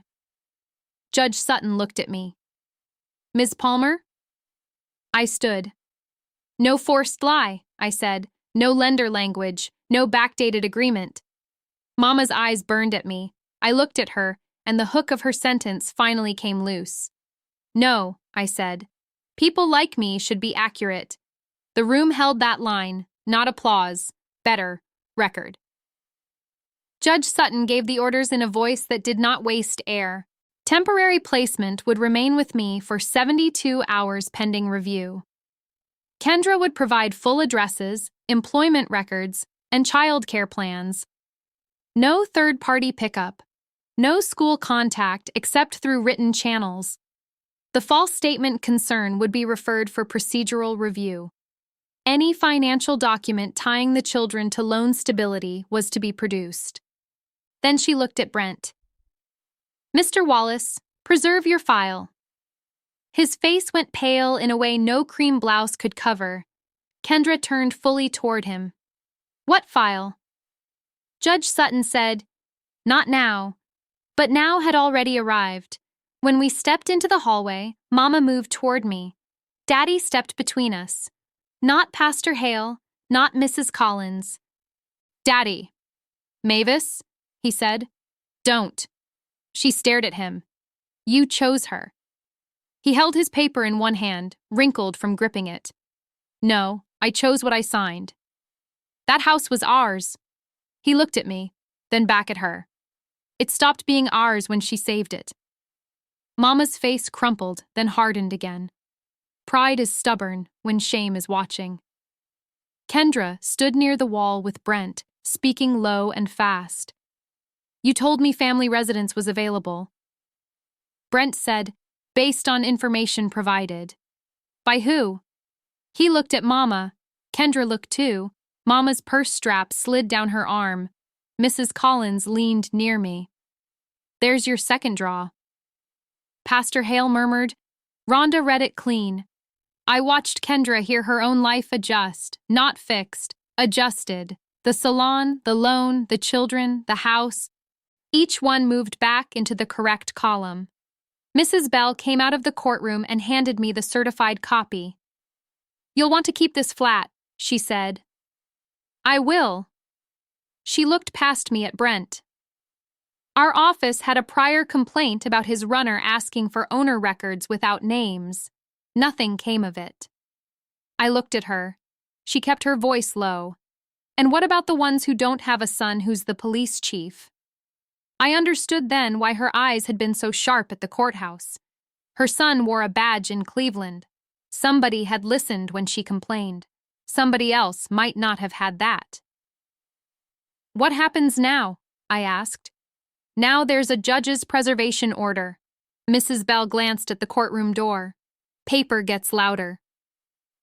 Kendra pushed away from Brent and walked toward me. Mama reached for her arm. Kendra shook her off. For 1 second, I thought she might apologize. She did not. She said, "Can I see them tonight?" "No." "They're mine." "Yes." "Then you can't keep saying no." "I can until the order says otherwise." Her eyes filled for real this time. "You're punishing me." "I'm keeping the floor still." She looked smaller without Brent speaking for her. I said, "Bring the child care plan to Ms. Albright. Bring the school what they ask for. Bring your children the truth when you can say it without using them." Kendra wiped under one eye. "You think you're so clean." "No." I held the deed copy against my folder. "I think I'm done cleaning for free." Daddy made a soft sound behind me. Mama looked away. Kendra turned and walked back toward the courtroom doors. Not to Brent, not to Mama, just to the bench under the window. She sat down and put her face in her hands. That was the only apology scene I needed, and it was not even an apology. It was the bill arriving. Ms. Albright came toward me with her yellow pad against her chest. "Can you bring the children to my office by 4?" she asked. "I can." "Kendra can submit her plan by email."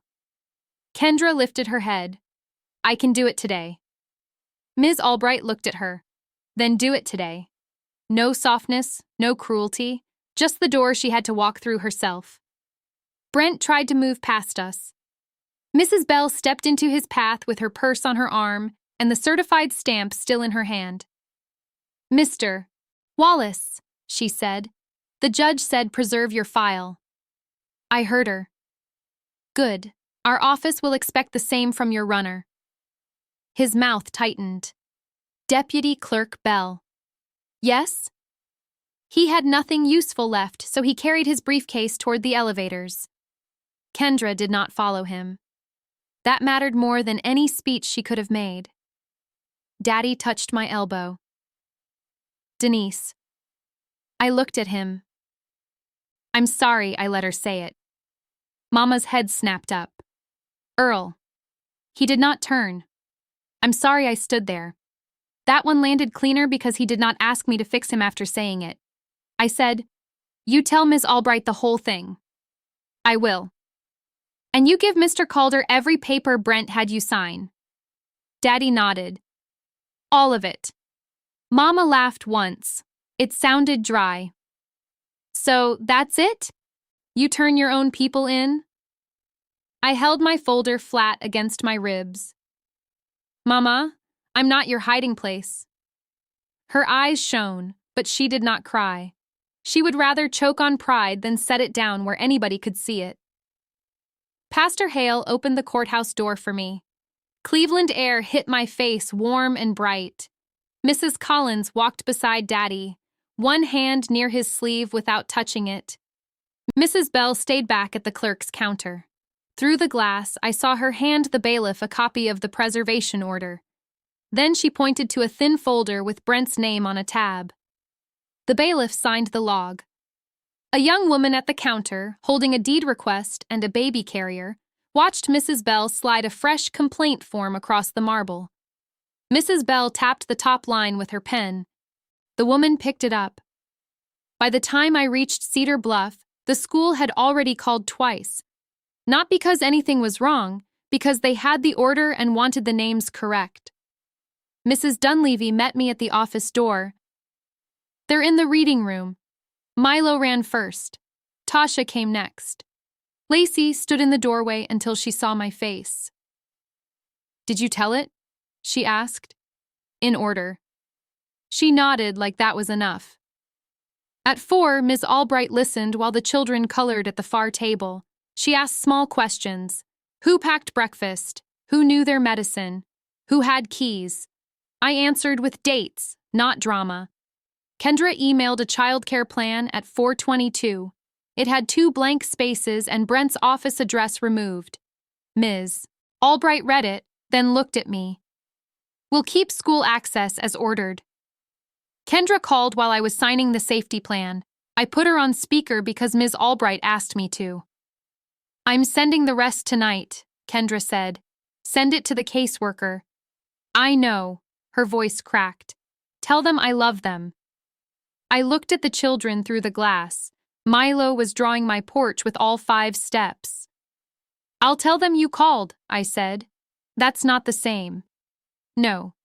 She stayed quiet. Then she hung up. At home, I made grilled cheese and tomato soup because that was what I had. Lacey set spoons on the table without being asked.